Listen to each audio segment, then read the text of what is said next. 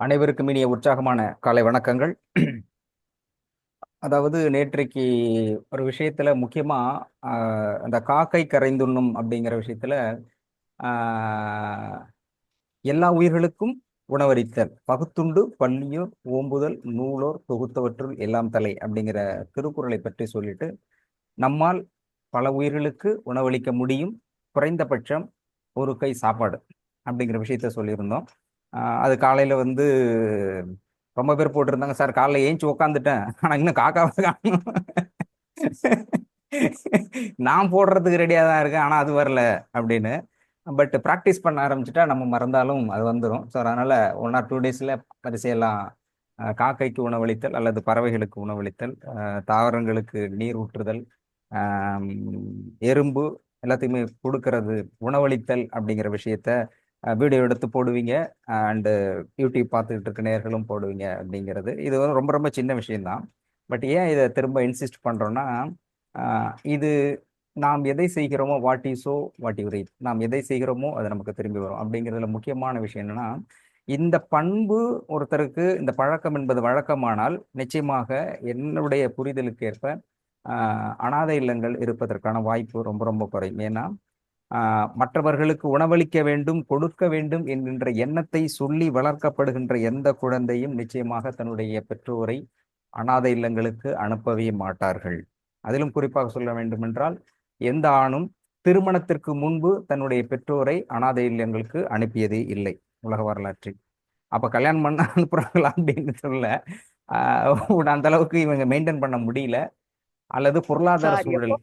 எப்ப நீங்க பெண்களை கலாய்க்கிறீங்க சார்.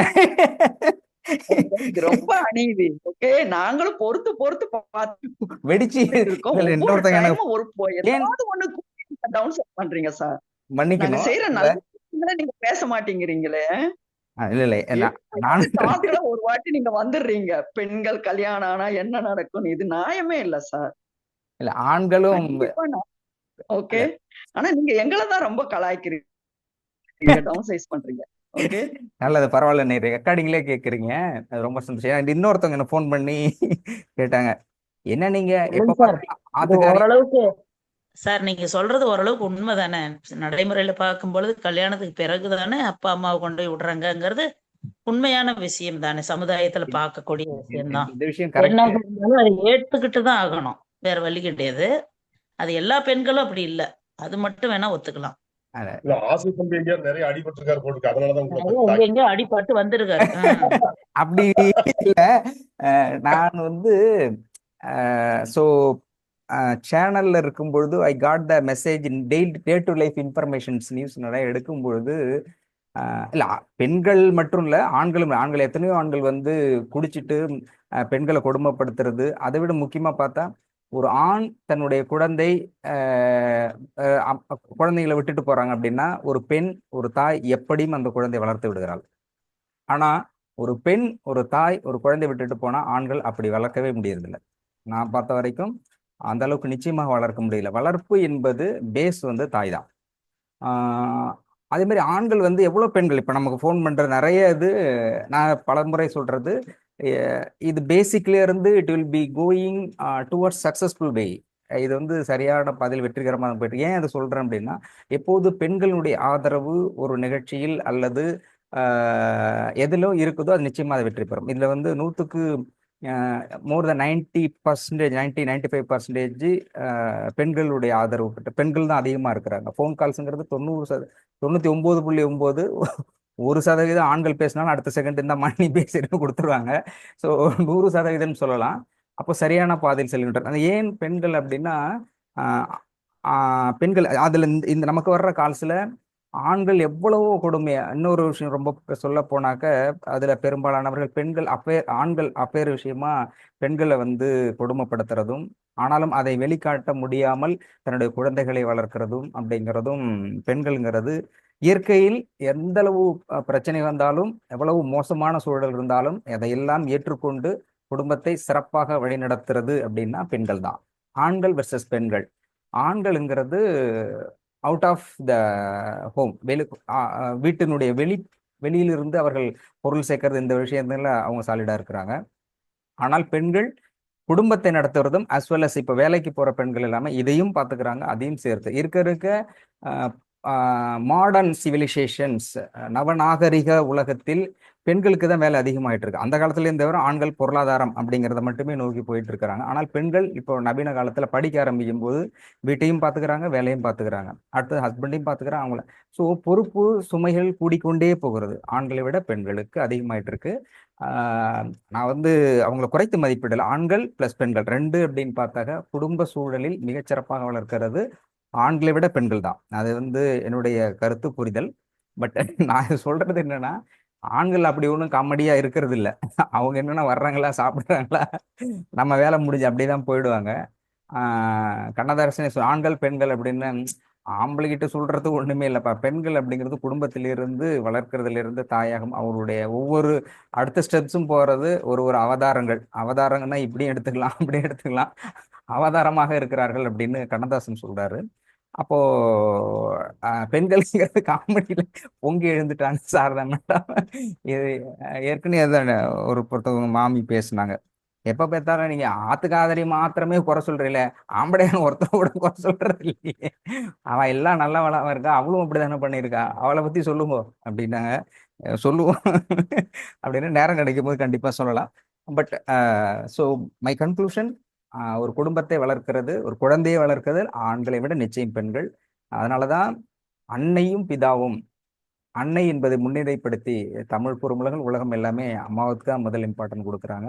ஸோ அதில் மாற்று கருத்துல நான் ஒரு ஃப்ளோ காமெடிக்காக சொல்லிட்டு இருக்கிறேன், மன்னிக்கணும். அம்மா ஆண் பெண்ணில் பெண் தான் முதல் இந்த உலகத்தை உருவாக்கக்கூடிய ஊகிக்கிட மிகப்பெரிய ஆற்றலை கொண்டவர் அப்படின்னா பெண்கள் தான் அப்படிங்கிறது என்னுடைய பணிவான கருத்து, உண்மையும் கூட. இதை கிளாரிஃபை பண்ண, ஏன்னா ரொம்ப பேர் பொங்கிட்டு இருந்தாங்க, என்னடா எப்ப பார்த்தாலும் நம்மளை வச்சே செஞ்சுக்கிட்டு இருக்காங்களே அப்படின்ட்டு. ஸோ கேட்டதற்கு இல்ல சார், நன்றி. பாரத மாதா தமிழ் தாயன்னு தானே சொல்றாங்க. பாரத மாதான்னு தான் சொல்றாங்க, தமிழ் தாயன்னு தானே சொல்றாங்க.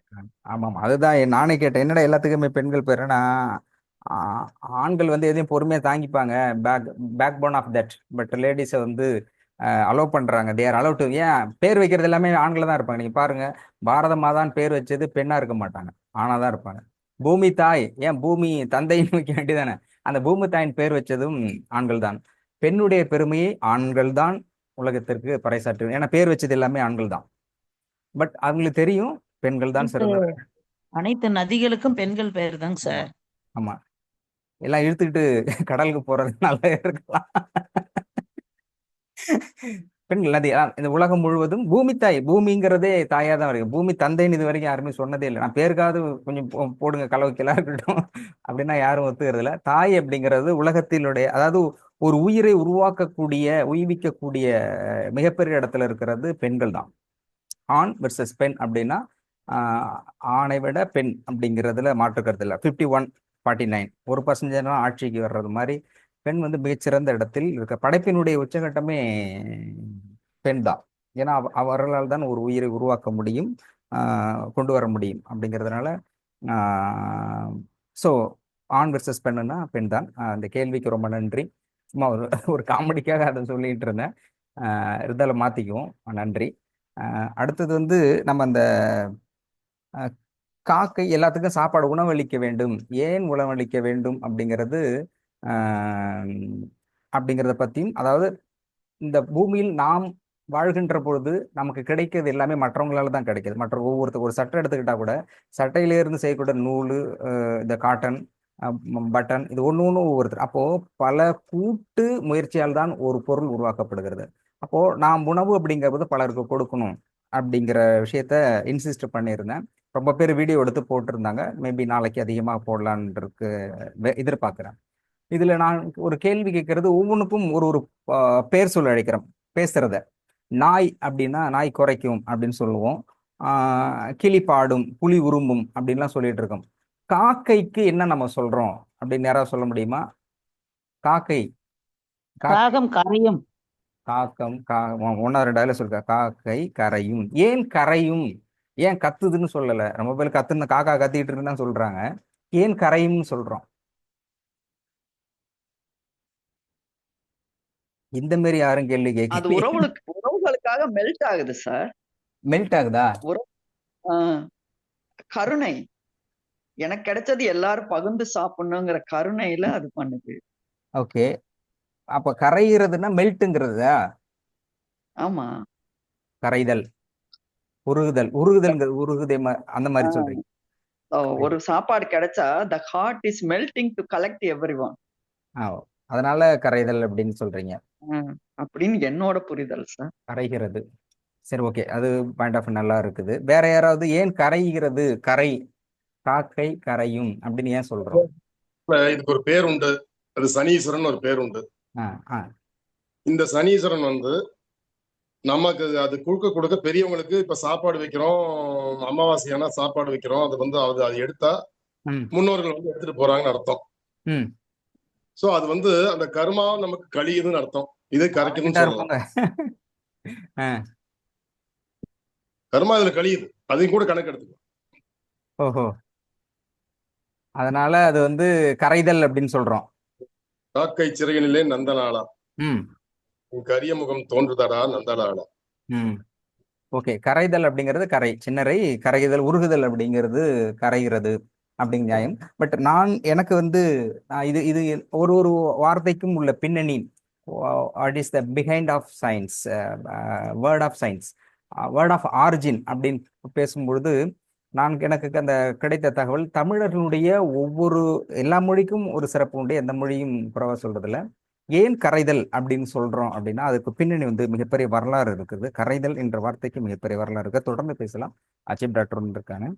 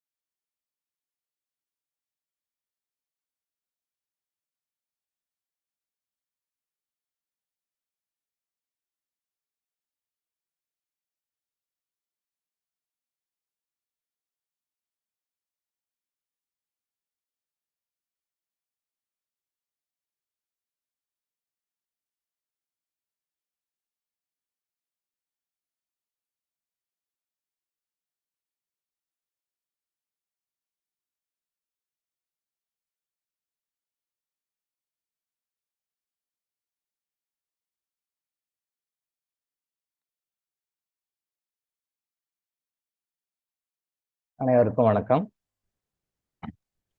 வணக்கம் சார். வணக்கம், எல்லாருக்கும் வணக்கம். நம்ம சுகமா இருக்கணும் அப்படின்னா, லைஃப்ல நம்ம சந்தோஷமா இருக்கணும் அப்படின்னா கருப்பு கலர் ட்ரெஸ் போட வேண்டாம் அப்படின்னு சொல்லியிருக்கோம். கருப்பு வந்து எந்த வகையிலுமே கருப்புன்றது வந்து உங்களுக்கு நாட் அலவுட். கருப்பு அப்படின்றது வந்து துக்கத்தையும் துயரத்தையும் கொடுக்கும். நான் ஏற்கனவே வகுப்புல சொல்லியிருக்கேன், ரெடிமேட் கலாச்சாரம், அந்த ரெடிமேட் கலாச்சாரம் வந்த பிறகு துணி எடுத்து தைக்கணுன்ற கலாச்சாரம் போய் ரெடிமேட் கலாச்சாரம் வந்த பிறகு எல்லாரும் பெரும்பாலும் ஆண்களோட ட்ரெஸ்லையும் சரி பெண்களோட ட்ரெஸ்லையும் சரி நிறைய கருப்புகள் வந்து, முடிஞ்ச வரைக்கும் அந்த கருப்பை தவிருங்கள், லைஃப்ல ஹாப்பியா இருப்பீங்க.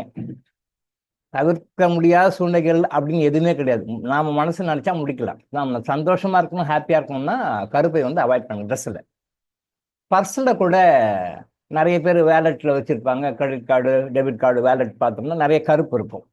ஸோ அந்த மாதிரி பர்சஸ் இருந்தால் கூட அதை அவாய்ட் பண்ணிடுங்க. பழைய நீங்கள் ஏதாவது யூஸ் பண்ணிட்டு இருக்கீங்க அப்படின்னு சொன்னால், சார் லேம்ப் நாட் விசிபிள்னு போட்டுருக்காங்க. இப்போ விசிபிளா? ஓகேவா? Thank you, thank you. ஓகேவா? இப்போ விசிபிளா? Thank you very much, thank you. கருப்பு பர்ஸு கூட யூஸ் பண்ண வேண்டாம். அந்த கிரெடிட் கார்டு, டெபிட் கார்டு, வேலெட்லாம் போடும்போது அந்த கருப்பு பர்ஸெல்லாம் கூட நீங்கள் எதுவும் யூஸ் பண்ண வேண்டாம். அந்த மாதிரி பர்ஸ் இருந்தாலும் விட்டுட்டு வேறு பர்ஸ் யூஸ் பண்ணுங்கள். லெதர் பர்ஸ் யூஸ் பண்ண வேண்டாம். எப்பயுமே லெதர் வந்து எப்பயுமே யூஸ் பண்ண வேண்டாம். நீங்கள் பெல்ட்டும் சரி, மற்ற வேலெட்டும் சரி, என்னோட இபுக்கில் அதை மென்ஷன் பண்ணியிருக்கேன். இபுக்கில் நிறைய விஷயங்கள் மென்ஷன் பண்ணியிருக்கேன். அதில் வந்து இந்த விஷயத்தையும் நோட் பண்ணியிருக்கேன். Leather should not be used on any account. எந்த ஃபார்ம்லையுமே, ஜெர்கினாக இருக்கட்டும், வேறு பர்ஸாக இருக்கட்டும், மற்ற எந்த ஃபார்ம்லையுமே வந்து leather should not be used on any account. அது மைண்டில் வச்சுக்கோங்க. ஏன் லெதர் யூஸ் பண்ணக்கூடாது அப்படின்னு சொன்னால், அதை கிளியர்வைண்டாக பார்க்கும் பொழுது அந்த லெதர் எந்த மிருகத்திலேருந்து வந்ததோ அதனுடைய நெகட்டிவ் தாட்டம் அது இருக்குது. அப்போ பியூர் லெதர் அப்படின்றது அவாய்ட் பண்ணுங்க, வேண்டாம். அது சில எக்ஸெப்ஷன் கேஸ் இருக்குது, அது ஒரு சில மட்டும்தான் இருக்குது. பட் மற்ற விஷயத்தை பொறுத்த வரைக்கும் லெதர் ப்ராடக்ட்ஸை எப்பயுமே லைஃப்பில் அவாய்ட் பண்ணுங்க. பிகாஸ் அந்த எந்த மிருகத்தை கொன்று அந்த தோலில் வந்து அந்த பொருளை தயார் பண்ணாங்களோ, ஈவன் செப்பலாக இருந்தாலும் சரி, பர்ஸாக இருந்தாலும் சரி, பெல்ட்டாக இருந்தாலும் சரி, எனி லெதர் ப்ராடக்ட், அதனுடைய அந்த உயிரினுடைய நெகட்டிவ் தாட்டம் அதை கொள்ளும் பொழுது என்ன ரெக்கார்ட் ஆச்சோ அது வைப்ரண்ட்டாக அதுக்குள்ளே இருக்குது. நீங்கள் ஒரு ப்ராடக்டை பார்க்கும் பொழுது உங்கள் கையில் வந்து கிடைக்கும்போது எத்தனையோ வருடங்களுக்கு பிறகு, எத்தனையோ மாதங்களுக்கு பிறகு அது உங்களுக்கு கிடைக்கும். நிறைய ப்ராசஸ் பண்ண பிறகு கொடுக்கும். பட் அந்த நெகட்டிவ் தாட்ஸ் வந்து கண்டினியூ ஆகிட்டே வருது. நீங்கள் 3 வருஷத்துக்கு முன்னாடி தயார் பண்ண ஒரு பர்ஸை நீங்கள் யூஸ் பண்ணிங்கன்னா கூட அந்த பர்ஸில் இந்த நெகட்டிவ் தாட் ஃபார்ம் இருக்குது. ஏன்னா நிறைய பேருக்கு நம்ம கிளியர் வாங்கிட்டு இந்த பணப்பரிசையில் மாட்டிட்டு இருக்கும் செக் பண்ணும் பொழுது வீட்டை செக் பண்ணுவோம், ஆஃபீஸை செக் பண்ணுவோம், மற்ற சில விஷயங்கள்லாம் செக் பண்ணுவோம். ஏன் பிளாக் ஆகுது, என்ன பிளாக் ஆகுதுன்னு சொல்லி பார்க்கும்போது அவங்க பர்ஸில் அந்த நெகட்டிவ் எனர்ஜி வர்றது நம்ம நிறைய பேருக்கு பார்த்து சஜஸ்ட் பண்ணி அதை ரிமூவ் பண்ணுங்கன்னு சொல்லியிருப்போம். அதனால் லெதர் வந்து எந்த காரணத்தை கொண்டும் யூஸ் பண்ணாதீங்க. ஸ்பெசிஃபிக்காக பர்ஸ் இந்த மாதிரி விஷயங்கள் கருப்பு எதையுமே முடிஞ்ச வரைக்கும் அவாய்ட் பண்ணுங்க. எவ்வளோ கொள்ள முடியுமோ அவ்வளோ அவாய்ட் பண்ணுங்க. அடுத்தது வந்து வீட்டில் சமையலுக்கு எல்லாருமே உப்பு யூஸ் பண்ணுறீங்க இல்லையா? உப்பு யூஸ் பண்ணுறீங்க. நிறைய பிராண்ட்ஸ் இருக்குது. ஸோ மெனி பிராண்ட்ஸ் அவைலபிள் இந்த மார்க்கெட். அப்போ அந்த பிராண்டை வாங்கிட்டு வந்து நீங்கள் அப்படி யூஸ் பண்ணுறீங்க. தயவுசெய்து நீங்கள் நல்லா இருக்கணும் அப்படின்னு சொன்னால், உங்கள் கிட்னி ப்ராப்ளம் எல்லாம் எதுவும் இல்லாமல் நல்லா ஆரோக்கியமாக கிட்னி வச்சுக்கணும் அப்படின்னா, கிட்னி ரிலேட்டட் ப்ராப்ளம் லைஃப்பில் வராமல் ஹாஸ்பிட்டலில் போய் அட்மிட் ஆகி கிட்னி மாற்றாமல் இருக்கணும் அப்படின்னா நீங்கள் கொஞ்சம் ஸ்பெண்ட் பண்ணுங்க. Prevention is better than cure சொல்லியிருக்கு இல்லையா? Prevention is better. என்ன பண்ணணும்? சாதாரண கல் உப்பு வாங்கிக்கோங்க. மார்க்கெட்டில் கிடைக்கிறது இல்லை, பவுடர் சால்ட் தான் கிடைக்கும். பவுடர் சால்ட்டு அவாய்ட் பண்ணுங்க, அது வேண்டாம், முடிஞ்ச வரைக்கும் வேண்டாம். சாதாரண கல் உப்பு வாங்கிட்டு வாங்க. வாங்கிட்டு வந்து வீக்லி ஒன்ஸோ ஆர் மந்த்லி ட்வைஸோ இல்லை மந்த்லி ஒன்ஸோ அதை வாங்கி அந்த வானிலையில் போட்டு நல்லா ஃப்ரை பண்ணுங்க. நல்லா லைட்டாக ஃப்ரை பண்ணுங்க. ஃப்ரை பண்ணிங்கன்னா அது வெடிக்கும், பட்டுன்னு வெடிக்கும். அப்போ பட்டுன்னு வெடிச்சுன்னா அது கரெக்ட்னு அர்த்தம். அது வெடிக்கிறது நல்லது தான். நல்லா ஃப்ரை பண்ணிவிட்டு அதை வந்து நீங்கள் மிக்சியில் போட்டு பவுடர் பண்ணிக்காங்க. அதை பவுடர் பண்ணி அந்த சால்ட் யூஸ் பண்ணிங்கன்னா nearly 75% of the kidney problem வராது. சின்ன டிப்ஸ் தான், ஆனால் உங்களுக்கு லட்சக்கணக்கில் பணத்தை சேவ் பண்ணி கொடுக்கும். சின்ன டிப்ஸ் தான், லட்சக்கணக்கில் இல்லை கோடிக்கணக்கிலையும் பணம் சேவ் பண்ணி கொடுக்கும். கிட்னி டிரான்ஸ்பிளான்டேஷன் பண்ண வேண்டிய கட்டாயத்தை உருவாக்காது. கிட்னி டிரான்ஸ்பிளான்ட் பண்ணாலும் அதுக்கு மேலே மேக்ஸிமம் 2-3 இயர்ஸ்க்கு மேலே இருக்க மாட்டாங்க. என்னதான் நான் கூட என்னுடைய அனுபவத்தில் கிட்னியை மாற்றி அதிகபட்சம் 3 வருஷம் இருந்திருக்காங்க. அதுக்கு மேலே அவங்க இல்லை. 3 வருஷத்துக்கு பிறகு இறக்க போகிறாங்க. அது 3 வருஷம் முன்னாடி இறந்து போயிடலாங்க. அவர் கிட்னி டோனரையும் அவரும் சஃபர் ஆகி நம்மளும் கஷ்டப்பட்டு எதுக்கு அந்த கஷ்டம்? ஆனால் இனிமேலுக்கு என்ன பண்ணுங்க, தயவுசெய்து பெண்மணிகள் சால்ட் கல்லுப்பு கேட்டு வாங்கிக்க. கொஞ்சம் ஸ்ட்ரெயின் பண்ணிக்கணும் தான், நம்ம நல்லா இருக்கணுக்காக ஸ்ட்ரெயின் பண்ணிக்கணும் தான். கல்லுப்பு வாங்கிக்கங்க. கல்லுப்பு வாங்கி நல்லா ஃப்ரை பண்ணுங்க. நல்லா வெடிக்கும், பட்டு நல்லா வெடிக்கும். நல்லா வெடித்த பிறகு அதை இட் இஸ் ரெடி டு ஈட்னு அர்த்தம். அப்போ தான் அதில் சில இருக்கிற நெகட்டிவ் விஷயங்கள்லாம் அதை வெடிக்கும்போது வெளில போயிடும். போன பிறகு கொஞ்சம் லைட்டாக கருக்கி இருக்கும். அந்த உப்பை நல்லா பவுடர் பண்ணிக்கோங்க. மிக்சியில் போட்டு போட்டோம். அந்த உப்பை நீங்கள் எல்லா சமையலுக்கு முன்னாடி எல்லாமே யூஸ் பண்ணுங்க. இது best idea to avoid kidney related problems in future. சரியா? இதை பண்ணுங்க. ரெண்டாவது, வீட்டில் தோசை சுடுவீங்க இல்லையா? தோசை சுடும்போது மேக்ஸிமம் வந்து இந்த இப்போ மாடர்னாக நிறைய தவாலாம் வருது, நான்ஸ்டிக் தவா அப்படின்னு சொல்லி போட்டு அது ஒரு ட்ரெண்டாக போயிட்டு இருக்கு. நான்ஸ்டிக் தவா யூஸ் பண்ணால் கண்டிப்பாக கேன்சர் வரும். கேன்சர் ரிலேட்டட் ப்ராப்ளம் வரும். இது கம்பெனிக்காரனுக்கு தெரியாது. அவன் என்ன சொல்கிறான், consumption of oil will be reduced. நீங்கள் வந்து சாதாரணமாக எண்ணெய் யூஸ் பண்ணுறீங்க, அந்த எண்ணெய் யூஸ் பண்ணும்பொழுது வந்து உங்களுக்கு அந்த எண்ணெயினுடைய இது குறையும், உங்களுக்கு கொலஸ்ட்ரால் குறையும், ஹார்ட் ப்ராப்ளம் குறையும். ஆனால் நான்ஸ்டிக் யூஸ் பண்ணுங்கன்னு சொல்லிட்டு கமர்ஷியலாக அவங்க விற்கிறாங்க. அவங்க வந்து ஆயில் யூசேஜ் குறைஞ்சி போயிடுது, அப்போ நான் வந்து உங்கள் ஹார்ட் ப்ராப்ளம் சேவ் பண்ணுறோம் அப்படின்னு சொல்லிட்டு ஒரு பெரிய போதனை கொடுக்குற மாதிரி, காப்பாற்றுற மாதிரி அவங்க பிஸ்னஸ் பண்ணுறாங்க. பட் உண்மை அப்படி கிடையாது. அந்த ஹீட் உள்ளே போகும்போது டெப்லான் கோட்டிங் சொல்லுவாங்க. அந்த கோட்டிங்கில் வந்து அதுக்கு மேலே பெனட்ரேட் ஆகி தான் ஹீட் உள்ளே வரும். அது மாதிரி உள்ள நீங்கள் அந்த சமைக்கின்ற பொருள் சில கார்சினோஜெனிக் பார்ட்டிகிள்ஸ் கிரியேட் ஆகும், அது பின்னாடி கேன்சரை உருவாக்கும். அதனால் இந்த மாதிரியான அந்த நான்ஸ்டிக் தவான்னு சொல்லுங்க. நான்ஸ்டிக் வந்து எந்த காலத்துலையும் எப்பயுமே யூஸ் பண்ணாதீங்க, கார்சினோஜெனிக்.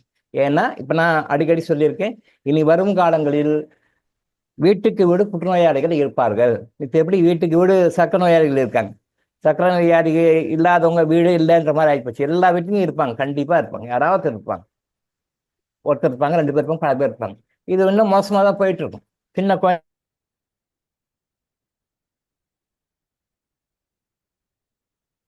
வியாதின்னு சொன்ன வியாதி இன்னைக்கு பணக்கார வியாதி இல்லை, சாதாரணமாக எல்லா மக்கள்கிட்டையும் இருக்கிறவன் இல்லாதவன், பணக்காரன் இல்லை, இந்த மாதிரி எல்லா அங்கிங்கனாதபடி எங்கும் நிறைந்த கடவுள் மாதிரி அங்கிங்கனாதபடி எங்கும் வந்துட்டு இருக்கு. ஸோ அதை அவாய்ட் பண்ணணும் அப்படின்னு சொல்லி சொன்னால் நான்ஸ்டிக் தவாவை அவாய்ட் பண்ணுங்க. அப்போ நீங்கள் யூஸ் பண்ணும்பொழுது ஒரிஜினலான எண்ணெய், நான் சொல்கிறது வந்து ஆர்கானிக்காக, இயற்கையாக ஆர்கானிக்கான விளக்கெண்ணெய், தட்டி சாமணக்கு எண்ணெய்ன்னு சொல்லுவாங்க, கேஸ்டர் ஆயில்னு சொல்லுவாங்க. இந்த கேஸ்டர் ஆயில், ஆமணக்கு எண்ணெய், அந்த எண்ணெயை கொஞ்சம் எடுத்து தோசை அந்த தட்டில் தடவிட்டு அதுக்கு மேலே தோசை சுடுங்க. இந்த தோசை சுடுறீங்க, எப்படி சுடுறீங்க, எண்ணெய் தடவுவீங்க, தோசை சுடுவீங்க. அந்த எண்ணெய்க்கு சில பேர் வெவ்வேறு ஆயில் யூஸ் பண்ணுவாங்க, நெய் யூஸ் பண்ணுவாங்க, மற்ற எண்ணெய்கள்லாம் யூஸ் பண்ணுவாங்க. நான் என்ன சொல்கிறேன், விளக்கெண்ணெய் வாங்கிக்கோங்க, விளக்கெண்ணெய் லைட்டாக தொட்டு தடவிட்டு நீங்கள் பண்ணுங்கள். அப்போ அந்த விளக்கெண்ணெய் தடவிட்டு நீங்கள் அந்த தோசை சுடும்போது என்ன ஆகும்னா, அந்த விளக்கெண்ணெய் இருக்கிற சில பொருள்கள் வந்து நீங்கள் சூடு பண்ணும்போது அந்த உணவின் வழியாக, அந்த தோசையின் வழியாக, சப்பாத்தி கூட போடுவீங்க இல்லையா, அந்த மாதிரி போடும்போது அது வழியாக உள்ளே போயிட்டு பெரும்பாலான நோய்களை குணமாக்கி கொடுக்கும், கேன்சர் வராமல் தடுக்கும். நீங்கள் வந்து விளக்கெண்ணெய் அப்படின்னு சொன்னால் ஜென்ரலாக பெரும்பாலும் மக்களுக்கு 2 வரும். ஒன்று விளக்கு ஏற்றத்துக்கு யூஸ் பண்ணுவோம், அப்படி இல்லைன்னா பேதி ஆகத்துக்கு கொடுப்போம். உடம்புல வந்து அந்த சிஸ்டமே மாறி போச்சு. பேதி சாப்பிடணுமா சார் அப்படின்னா, அப்படியான்னு ஏதோ சொல்லாத விஷயத்த சொன்ன மாதிரி கேட்குறாங்க. வருடங்களுக்கு 4 முறை பேதி மருந்து சாப்பிடணும். ஒரு வருடத்திற்கு 4 முறை ஒரு மனிதன் பேதி மருந்து சாப்பிடணும். இதை யாருமே சாப்பிட்றது கிடையாது. டாக்டர்ஸ் வந்து, மாடர்ன் டாக்டர்ஸ் வந்து பேதி மருந்து சாப்பிடக்கூடாது அப்படின்னு சொல்லிட்டாங்க. அப்படின்றதுனால பேதி மருந்து யாரும் சாப்பிடுவது இல்லை, சாப்பாடு 4 மாதத்துக்கு ஒரு தடவை அல்ல 3 மாதத்துக்கு ஒரு தடவை கம்பல்சரியா 3 தடவையோ 4 தடவை, என்னை பொறுத்தவரைக்கும் 4 தடவை சாப்பிடணும். 3 months once, 3 months once, 3 months once பேதி மருந்து சாப்பிட்டு பாருங்க, பாதி வியாதிகள் வராது. என்ன காரணம்? ஏன் நாம டெய்லி குளிக்கிறோம், டெய்லி பல் வளர்க்குறோம், எல்லாம் பண்ணுறோம், ரைட்டு ஓகே, எல்லாம் பண்ணுறோம், சரி ஓகே. பட் வாயில் சுத்தம் பண்ணுறோம், க்ளீன் பண்ணுறோம், ரைட்டு ஓகே. வாயிலிருந்து மலத்துவாரம் ஆனஸ் வரைக்கும் உள்ளே இருக்கு இல்லையா, அதை என்ன க்ளீன் பண்ணுறீங்க? டாய்லெட் போகிறோம், வாஷ்ரூம் போயிட்டு நல்லா க்ளீன் பண்ணிட்டு வந்தோம், ஆனஸ் வரைக்கும் க்ளீன் பண்ணுறோம், மலத்துவாரத்தை க்ளீன் பண்ணிடுறோம், முன்னாடி வாய் வரைக்கும் க்ளீன் பண்ணிடுறோம். இதுக்குள்ள அந்த இன்டெஸ்டைன் சிஸ்டம் இருக்கு இல்லையா, மவுத்தில் இருந்து ஆனஸ் வரைக்கும், மலத்துவாரம் வரைக்கும் உள்ள குடல்லாம் இருக்கு, நிறைய இறைப்பை இருக்கு, குடல் இருக்கு, சிறுகுடல், பெருகுடல் எல்லாமே இருக்கு. இதை நீங்க என்ன வகையில் க்ளீன் பண்ணீங்க? பண்றதே இல்லை. பிறந்ததுலேருந்து இன்னைக்கு வரைக்கும் நீங்க சாதாரண வீட்டில் சாப்பிட்றீங்க, ஒரு டீ குடிக்கிறீங்க, பால் குடிக்கிறீங்க, டம்ளர் இருக்கு, அதை கழுவாத யூஸ் பண்ணி பாருங்க. யூஸ் பண்றீங்க, அப்படியே வச்சிருங்க, கரை பிடிச்சிக்கும். திருப்பி அடுத்த நாள் யூஸ் பண்ணுங்க, கழுவாமல் வச்சிருங்க. இப்போ சாதாரண நம்ம வீட்டில் கழுவாத ஒரு பால் டம்ளரோ அது ஒரு டீ டம்ளரோ கழுவே இல்லைன்னா கரை பிடிச்சிக்குது. அதே மாதிரி நீங்கள் பிறந்ததுலேருந்து இன்னைக்கு வரைக்கும் என்ன வயசாகி கணக்கு போட்டுங்க. பிறந்ததுலேருந்து இன்னைக்கு வரைக்கும் நம்ம என்னென்னலாம் உள்ள சாப்பிட்ருக்கோம், இது எல்லாமே வெளியில வந்திருக்கு நாம் நினைச்சுக்கிறோம், சாப்பிட்றோம், கிளீன் ஆயிடுது, நெக்ஸ்ட் டே ஃப்ரீ ஆயிரும், கிளீன் ஆயிரும், ரைட் ஓகே நினைச்சுக்கிறோம். ஆனா உள்ள செடிமெண்ட்ஸ் பார்ட்டிகல்ஸ் உள்ள நிற்கும். இப்போ எப்படி வந்து ஃபார் எக்ஸாம்பிள் ஒரு ஏசி ரூம் இருக்கு, நல்லா டைட்லி க்ளோஸ்டு, காற்றே வரக்கூடாது, அவர் டைட்டாக வச்சு யூஸ் பண்ணுறோம்.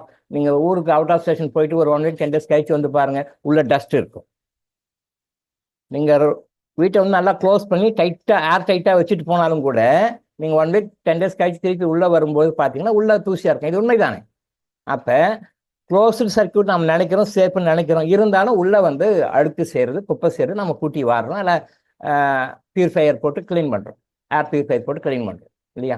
இதே சிஸ்டம் தான் உடம்புக்குள்ள நம்ம வாயிலிருந்து ஆனஸ் வரைக்கும் டோட்டலாக அந்த சிஸ்டம் வந்து எத்தனையோ மீட்டர் தாண்டி உள்ளே வருது, அத்தனை மீட்டரையும் அடிவாங்க.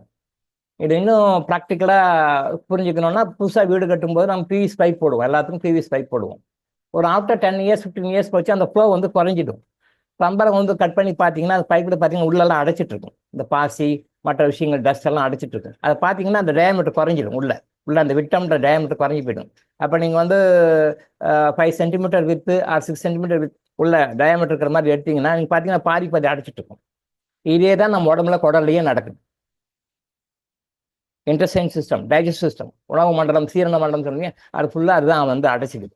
அது ஃபுல்லாக அடைச்சிக்கிச்சு அப்படின்னு சொல்லி சொன்னால் அப்புறம் அதில் உருவாகிற ரத்தம் கெட்ட ரத்தமாக இருக்கும். அந்த கெட்ட ரத்தமாக மாறிச்சு ஆரோக்கியமான ரத்தம் இல்லைங்கும்போது அது எல்லா நரம்புகளுக்கும் நாடி நரம்புகளுக்கும் செலுத்தும் போகும்போது நோய்கள் வரும். அப்போ நோய்கள் வருவதற்கு மிக முக்கியமான காரணங்களில் ஒன்று ஜீரண மண்டலத்தை தூய்மை செய்யாமல் இருப்பது, ஜீரண மண்டலத்தை தூய்மை செய்யாமல் இருப்பது, இது ஒரு காரணம். ஆங்கில முறை மருத்துவம் வந்த பிறகு இப்படி எல்லாம் பேய் வந்து சாப்பிடாதீங்க அப்படி சொல்லுவாங்க. இப்போ எனக்கு அப்புறம் தெரிஞ்சு அப்பெல்லாம் பாட்டிமாருங்கள்லாம் என்ன பண்ணுவாங்க, 2 months once 3 months once விளக்கெண்ணெய் கூப்பிட்டு கொடுத்துவாங்க. சண்டேஸில் விளக்கெண்ணெய் கூப்பிட்டு கொடுப்பாங்க. எஸ்கேப் ஆகி ஓடுவோம், பிடிச்சிடுவாங்க, பிடிச்சி கொண்டு வந்து சண்டேஸில் வந்து வாயில் ஊற்றி விளக்கெண்ணெய் ஊற்றி அந்த பேகியாக வச்சிருவாங்க. நல்லா குடல் சுத்தமாயிடும், அப்போ நல்லா ஃப்ரீ ஆகிடும், ஆரோக்கியமாக இருக்கும்.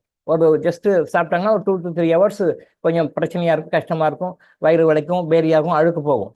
அழுக்கெல்லாம் போனது அப்புறம் ஃப்ரீ ஆகிடுவோம். இந்த சிஸ்டம் பழைய நடைமுறை இருந்தது, தமிழர்களுடைய அருமையான மருத்துவ முறை அது. அதை விட்டுட்டாங்க. இன்னைக்கு யாரும் சாப்பிட்றது கிடையாது. ஈவன் சித்தா ஆயுர்வேதா டாக்டர்ஸ் கூட அது ப்ரிஸ்கிரைப் பண்ணுறது இல்லை. லைக் அலோபதி டாக்டர்ஸ் மாதிரி எடுத்தோடனே ப்ரிஸ்கிரிப்ஷன் கொடுக்க ஆரம்பிச்சிட்டாங்க. ஈவன் சித்தா ஆயுர்வேத டாக்டர்ஸ் கூட இந்த குடல் சுத்தம் பண்ணுகின்ற முறை வந்து சித்த மருத்துவ முறையிலையும் ஆயுர்வேத மருத்துவ முறையிலும் தான் இருக்கு, வேற எதுவும் இல்லை. பட் இன்னைக்கு அன்பார்ச்சுனேட்டா சித்தா ஆயுர்வேத டாக்டர்ஸ் கூட அது யாரும் பர்கேட்டிவ் டேப்லெட்ஸ் கொடுக்கறதே கிடையாது. எடுத்த உடனே மற்ற டாக்டர்ஸ் மாதிரி ப்ரிஸ்கிரிப்ஷன் கொடுத்துட்றாங்க. சித்தா ஆயுர்வேத மருந்துகள் ஃபெயிலியர் ஆகிறதுக்கு அதுவும் ஒரு காரணம். நான் சித்தா மருந்து சாப்பிட்டேன் சார், குணம் கிடைக்கல. ஆயுர்வேத மருந்து சாப்பிட்டேன் சார், குணம் கிடைக்கல. இத்தனை மாதம் சாப்பிட்டேன் சார், இத்தனை வருஷம் சாப்பிட்ட குணம் கிடைக்கல. அப்படின்றதுக்கான பல காரணங்கள்ல பேதி மருந்து கொடுக்காம மருந்து கொடுக்கறதும் ஒரு காரணம்.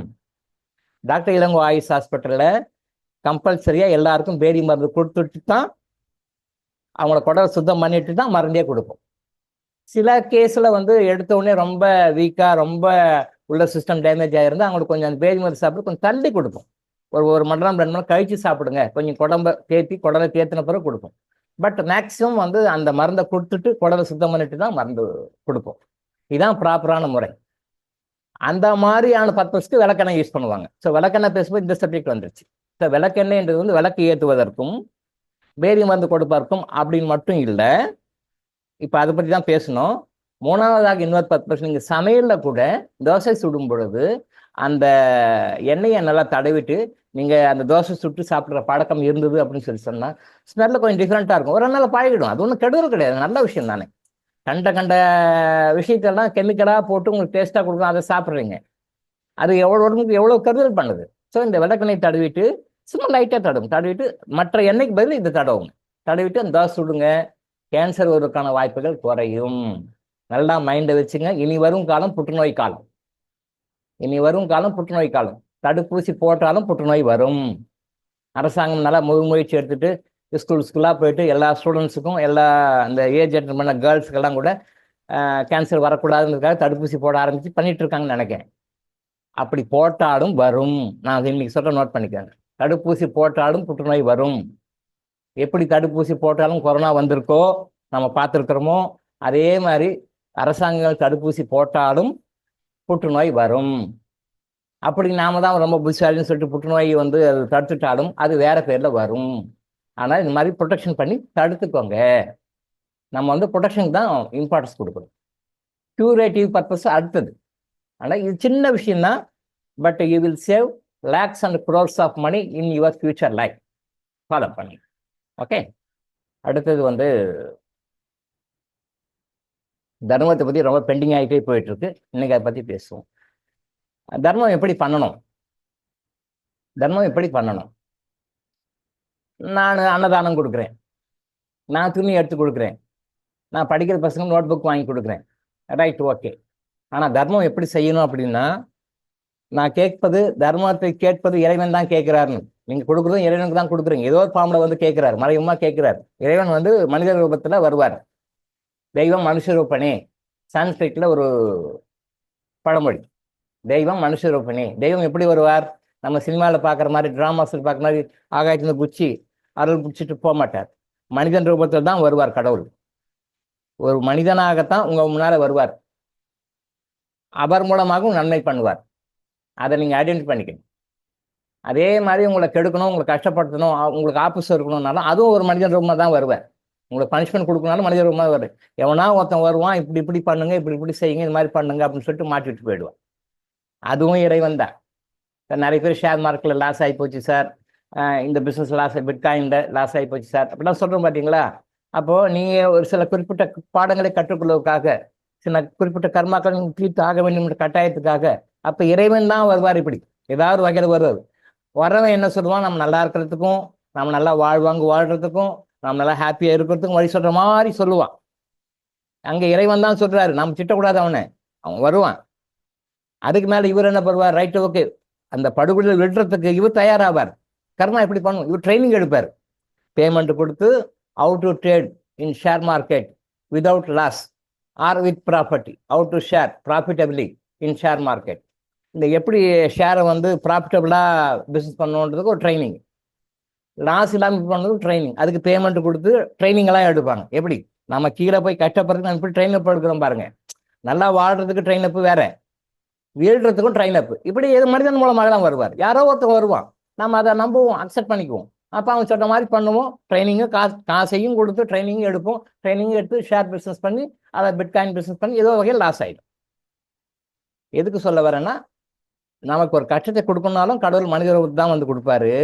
நமக்கு ஒரு சுகத்தை கொடுக்கணும்னாலும் அதை தூக்கி விடுறதுக்காக ஒருத்தர் விடுறாரு. அப்பா நீ விழுந்துட்ட, சரி பரவாயில்ல, நான் தூக்கி விடுறேன், வா அப்படின்னு சொன்னாலும் அதுக்கும் ஒரு மனிதன் தான் வருவார்.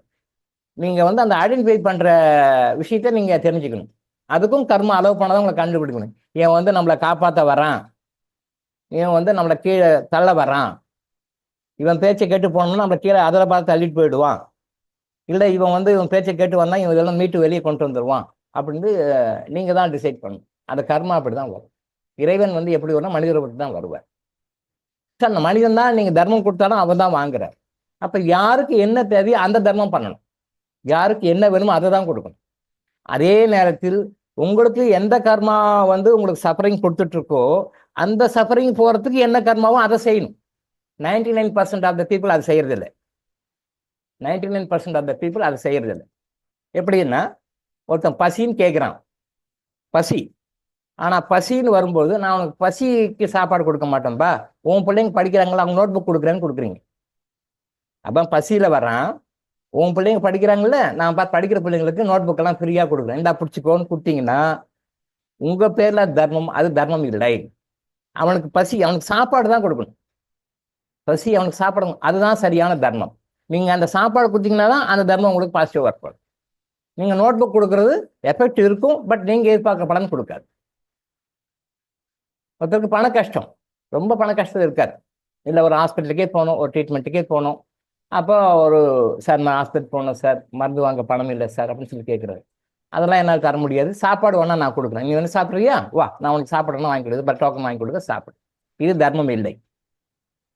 அவன் கஷ்டத்தில் இருக்கான், ஹாஸ்பிட்டலுக்கு போயிட்டு மருந்து வாங்கணும். இங்கே வந்து நான் ஏற்கனவே ஒரு கிளாரிட்டி கொடுத்துருக்கேன். சர்ஜரி பண்ணுறவங்களுக்கு பண்ணுவது நெகட்டிவ் கர்மா. ஒரு ஆப்ரேஷன் பண்ண போகிறேன், பிளட் டிரான்ஸ்ஃபியூஷன் பண்ண போகிறேன், எனக்கு இதுக்கு பணம் ஒன்று, நிறைய ஆடெல்லாம் வருது, சோசியல் மீடியாவில் நிறைய வரும். இவர் இந்த சிகிச்சையால் பாதிச்சிருக்காரு, ஆப்ரேஷன் பண்ண போகிறாரு, அதுக்காக பணம் கொடுங்க. நிறைய ஆட்ஸ் எல்லாம் வரும். இவர் இந்த ரேர் குரூப் பிளட் வாங்க போறாரு, இந்த பிளட் வாங்குறதுக்காக பணம் தேவைப்படுது, நீங்க அனுப்பிச்சுடுங்க. மீடியாவில் நிறைய வருது, நிறைய பேர் பணம் அனுப்புறாங்க. It is negative karma. நீங்க பிளட் டிரான்ஸ்ஃபியூஷனுக்காக ஒருத்தர் பணம் கொடுத்தாலும், சர்ஜரி பண்ணுறதுக்காக பணம் கொடுத்தாலும் அது தட் இஸ் நெகட்டிவ் கார்மா. அதே உள்ளுக்கு சாப்பிட்றதுக்காக ஒரு ட்ரீட்மெண்ட்டுக்காக மருந்துக்கு போறாரு, அவங்களுக்கு நீங்க பணம் கொடுக்குறீங்க அப்படின்னு சொல்லி சொன்னா அது குட் கார்மா. அப்ப எனக்கு ஹாஸ்பிட்டலுக்கு பணம் கட்டணும், அதனால எனக்கு பணம் வேணும்னு சொல்லி கேட்டால் நீங்க அவருக்கு அதான் கொடுக்கணும். அதெல்லாம் கொடுக்க மாட்டேன், நான் சாப்பாடு கொடுக்குறேன் சாப்பிடுன்னு அவருக்கு சாப்பாடு இருக்கு. அதே மாதிரி ஒருத்தர் வந்து கடன் பிரச்சனை ரொம்ப மாட்டிட்டு இருக்காரு, கஷ்டப்பட்டு இருக்காரு, வட்டி கூட கட்ட முடியல, ரொம்ப கஷ்டத்தில் இருக்காரு.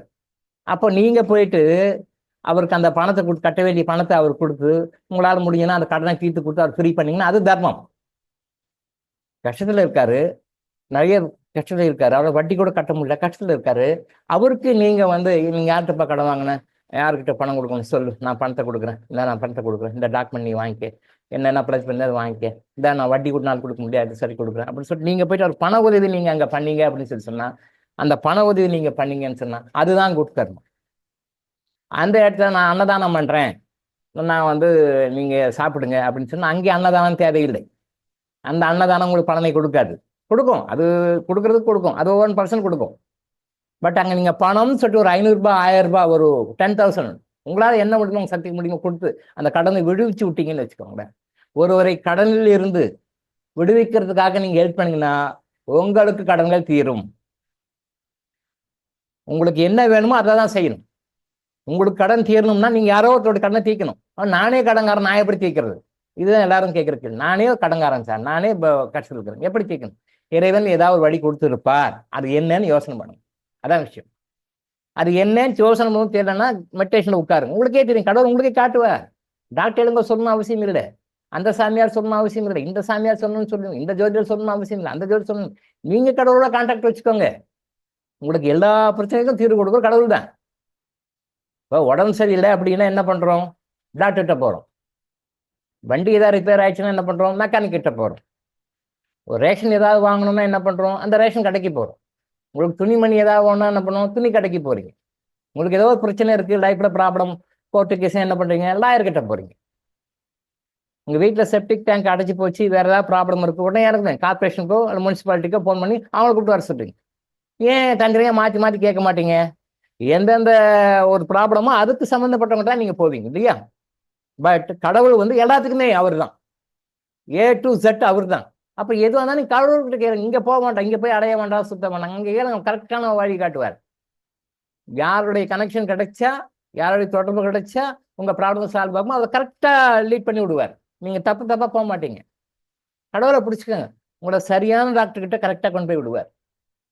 கடவுளை பிடிச்சிக்கோங்க, உங்களோட சரியான வக்கீல் கிட்ட கொண்டு போய் விடுவார். அது நெகட்டிவ் கர்மா, அது வேற. பட் உங்க பிரச்சனை வெளியே வரும்போது சரியான. இப்போ நீங்க கவுன்சிலிங் எடுக்கணுமா, நீங்க கடவுள்கிட்ட போங்க, அவரை கேளுங்க, அவர் சரியான கவுன்சிலர் உங்களுக்கு கொடுப்பார். இந்த பிரச்சனை எப்படி தீர்க்குன்னு தெரியலையா, சரியான ஒரு கன்சல்டன்ட்டா அவர் லிங்க் பண்ணி விடுவார். கடவுள் வந்து எல்லாத்தையுமே தெரிஞ்சவர். Omnipresent, omniscient, omnipotent. கடவுளை நான் நம்புறது இல்லைன்னு தான் மேட்டர். நான் திரும்ப அடிக்கடி பல வகுப்புல சொல்லிட்டு, இதுதான் உண்மை. கடவுளை நாம் நம்புவதில்லை, நம்புவதாக நினைத்துக் கொண்டிருக்கின்றோம், சரணடைந்ததாக நினைத்துக் கொண்டிருக்கின்றோம், ஆனால் சரணடையவில்லை. இங்கே தான் நம்ம தப்பு பண்றோம். நம்ம முழுமையாக கடவுளை சரணடையும் பொழுது, முழுமையாக கடவுளை நம்பும் பொழுது கடவுள் நமக்கு வழிகாட்டுறார். எல்லாத்துக்குமே சயின்டிஃபிக் ப்ரூஃப் இருக்கு. இப்போ கேட்குறாங்க, சார் இதுக்கு இல்லாமல் சயின்டிஃபிக் ப்ரூஃப் இருக்கா, சயின்டிஃபிக் எவிடன்ஸ் இருக்கா சார்? எல்லாத்துக்கும் எவிடன்ஸ் இருக்கா? ஆகும்னா எவிடன்ஸ் தான், எல்லாத்துக்கும் எவிடன்ஸ் தான். ஏன்னா எவிடன்ஸ் கொடுத்தா தான் நம்புவாராங்கன்னு, நம்ப மாட்டார். ரைட், ஓகே, தப்பு இல்லை, சயின்டிஃபிக் ப்ரூஃப். ஆனால் கடவுள் மட்டும் என்ன பண்றாருன்னா, அவர் என்ன சொல்றாருன்னா, நீங்கள் எதிர்பார்க்கின்ற விஷயங்கள்லாம் வந்து நான் ப்ரூவ் பண்ண வேண்டிய அவசியம் எனக்கு கிடையாது. நீ என்ன நம்பினா நம்பு, நம்பா காட்டி நாசமா போ, அப்படிதான் சொல்ற. உண்மையிலே அந்த வார்த்தை யூஸ் பண்ணதுக்கு எனக்கே சங்கடமா தான் இருக்கு. பட் உண்மையான கருத்து அதான். நீ என்ன நம்புனா நம்பு, நல்லா வா, நம்பளையா நாசமா போ, போய் தொலை போ, அடிப்பட்டு உதப்பட்டு இன்னும் 6 கிழங்கு கஷ்டப்பட்டு வா. ஆனா என்னை நம்பு, நம்பினா தான் உனக்கு நான் பண்ணுவேன், நம்பளா பண்ண மாட்டேன். இதுதான் மேட்டர். எல்லா மதங்களும் இதான் சொல்லுது, மறைமுகமா சொல்லுது. நான் ஓப்பனா பட்டுன்னு சொல்லிட்டேன், ஆர்ஷான வேர்டே போட்டு சொல்லிட்டேன். சொல்ல வேண்டாம் தான், பட் சொல்ல வேண்டிய சூழ்நிலை. கடவுள் என்னை நம்பினா நான் செய்யறேன், நம்பலன்னா செய்ய மாட்டேன். நாம சினிமாவில் வர்றாங்க, நாடகத்துல வராங்க, கதையை படிக்கிறோமோ ஒழிய கடவுள் உண்மையிலே வராரா? வந்து 24 hours நம்ம கூட இருக்க நம்ம உணர்றது இல்லை. ஆனா கடவுள் வந்து என்ன ஒரு கண்டிஷன், நீங்க பார்க்கின்ற பொருள்களாலே, நீங்க பார்க்கின்ற ஊடகங்களாலே, நீங்க நினைக்கிற மாதிரி எல்லாம் நான் உங்களுக்கு வந்து ப்ரூவ் பண்ண வேண்டிய அவசியம் எனக்கு இல்லை. என்னை நீங்க நம்பித்தான் ஆகணும். கடவுளும் அப்ப இருக்காரு அப்படின்னு நம்பித்தான் ஆகணும். நீங்க நினைக்கிற மாதிரி இது அந்த வகையில் நீங்க இப்படி வந்தா ப்ரூவ் பண்ணுவீங்க, இப்படி வந்தா ப்ரூவ் பண்ணுவீங்க, போட்டோ எடுத்து ப்ரூவ் பண்ணணும், ஒரு படம் எடுத்து ப்ரூவ் பண்ணணும், வீடியோ எடுத்து ப்ரூவ் பண்ணும், ஆடியோ எடுத்து ப்ரூவ் பண்ணும் அப்படின்ற அவசியம் வந்து கடவுளுக்கு கிடையாது. என்னை நம்புங்க, நம்புனா நான் உங்களுக்கு செய்யறேன், நம்பலன்னா விட்டுட்டு வாங்க, பொறுமையா வாங்க. நம்புவோம், கண்டிப்பா நம்புவோம், நம்பாம போகவே மாட்டோம். டைலாக் எல்லாம் பேசுவோம், கடவுள் இல்லை அப்படி இப்படி, ஆனால் ஒரு சரி நம்ம நம்பியே ஆகணும். எப்போ நம்ம நம்புகிறோமோ அப்பதான் இறைவனை அடைய முடியும். கடவுளை பொறுத்த வரைக்கும் நம்பிக்கை தான். அவர் ஒரே ஒரு வேர்ட் நல்லா திரும்ப ஆன்லைன் பண்ணி நல்லா ஸ்கொயர் போட்டு கட்டம் போட்டு மைண்ட் பதிச்சு வச்சுக்கோங்க. கடவுளை நம்பிக்கையின் மூலமாகத்தான் உணர முடியும். நீங்க வேற எந்த ஃபார்ம்லையும் உணர முடியாது. கடவுளை நம்பிக்கையின் மூலமாக மட்டும்தான் உணர முடியும். நம்பிக்கை என்ன கடவுளை உணர முடியாது. இதுதான் மேட்டர். ஏன்னா அவர் அப்படி வச்சிருக்காரு. ஏன் வச்சிருக்காருன்னு கேட்டா ஆன்சர் இல்லை. ஆன்சர் இருக்கு, பட் ஐயர் ட்ரூத் அது இப்ப சொன்னா உங்களுக்கு புரியாது, அது வேண்டாம். அது நீங்களா வருங்காலத்தில் தெரிஞ்சுக்கிறீங்க. இப்ப சொன்னா புரியாதுன்றதுக்காக நான் சொல்லல, அவ்வளவுதான். கடவுளை நம்பித்தான் ஆகணும். நான் நம்ப மாட்டேன் டைலாக் பேசுனா சரி ஓகே பார்த்துக்கோ என்று இஸ் த கிரியேட்டர். அவர் நம்ம ஒன்றும் கேள்வி கேட்க முடியாது. ஸோ கடவுள், அந்த கடவுளை நான் நம்ப வேண்டும். அந்த கடவுள் தான் இது எல்லாத்தையும் இயக்குறாருன்றதை நான் நம்பணும். நம்மளே என்னாலும் ஒரு ஸ்டேஜ் நம்ப வைப்பார். அடிவதப்பட்டு நம்பளோட நாமளா ஆரம்பி நம்பிட்டுனா பெஸ்ட். இதை தான் நம்ம பழைய மகான்கள் சித்தர்கள் நம்ம பூர்வீகர்கள் எல்லாரும் அனுபவப்பட்டு தான் எழுதி வைக்கிறாங்க. அதை டக்குன்னு ஈஸியாக எடுத்துக்கணும் நாம. அப்போ பல பிறகுகளை குறைச்சிடுறோம். இல்லை அப்படின்னா நாம பல பிறகு அடிப்பட்டு கற்றுக்க போகிறோம். ஸோ நம்பிக்கை தான். அப்போ நீங்க படம் கொடுக்குறீங்க, தர்மம் கொடுக்குறீங்க அப்படின்னு சொல்லும்போது யாருக்கு கொடுக்குறீங்க? நீங்க நல்லா இருக்கணுக்காக கொடுக்குறீங்க. The ultimate purpose of charity is என்னன்னா, நீங்க நல்லா இருக்கணுக்காக தான் கொடுக்குறீங்க. நாம நினைக்கிறோம் அவங்க நல்லா இருக்கிறதுக்காக கொடுக்குறோம், இவங்க நல்லா இருக்கிறதுக்காக கொடுக்குறோம். உண்மையிலே நாம நல்லா இருக்கணுக்காக தான் கொடுக்குறோம். இங்கேயும் சுயநலம் தான். அறிந்தோ அறியாமலோ நாம நல்லா இருக்கணுக்காக தான் கொடுக்குறோம். அப்ப யாருக்கு என்ன தேவையோ அதை கொடுக்கணும். ரெண்டாவது, எந்த கர்மாவினால் நமக்கு வந்து ஒரு பிரச்சனை லைஃப்ல இந்த கஷ்டம் வந்திருக்கோ அது போறதுக்கு உண்டான சரியான கர்மாவை நீங்க கொடுக்கணும். இப்போ ஃபார் எக்ஸாம்பிள், நான் ஒருத்தர்கிட்ட ஒரு 10 lakhs வாங்குறேன். 10 lakhs நான் அவருக்கு திருப்பி கொடுக்கல, என்னோட இன்ஃப்ளூயன்ஸ் பயன்படுத்தி அதை நான் கொடுக்கல. அப்போ என்னுடைய கர்மா என்ன பண்ணும்? அந்த 10 lakhs நான் அவருக்கு கொடுக்குற வரைக்கும் என்னை விடாது. எனக்கு பல பிரச்சனைகள் கஷ்டங்களை கொடுத்து அந்த 10 lakhs பனிஷ்மெண்ட்டு போட்டு அபராத வட்டி என்னென்ன வட்டியெல்லாம் இருக்கு இல்லையா, அந்த வட்டியெல்லாம் போட்டு அது என்கிட்ட கரெக்டாக எடுத்துடு. ஒரு திரும்பவும் சொல்றேன், இந்த பிரபஞ்சத்தில் இந்த உலகத்தில் யாரும் யாரையும் ஏமாற்ற முடியாது. ஒரே ஒரு ரூபாய் கூட ஏமாற்ற முடியாது. எந்த விஷயத்திலும் ஏமாற்ற முடியாது. நாம ஏமாத்துறோம்னு நினைச்சிட்டு இருக்கோம், நம்ம கெட்டிக்காரன். பின்னால் நமக்கு பின்னாடி ஆப்போசிட் கொடுத்து கரெக்டாக நம்மளோட பெரிய ஆள் ஒரு கேடி அனுப்பிச்சு விடுவார் கடவுள். அது எல்லாருக்கும் போதும், உங்களுக்கும் போதும், எனக்கும் போதும்.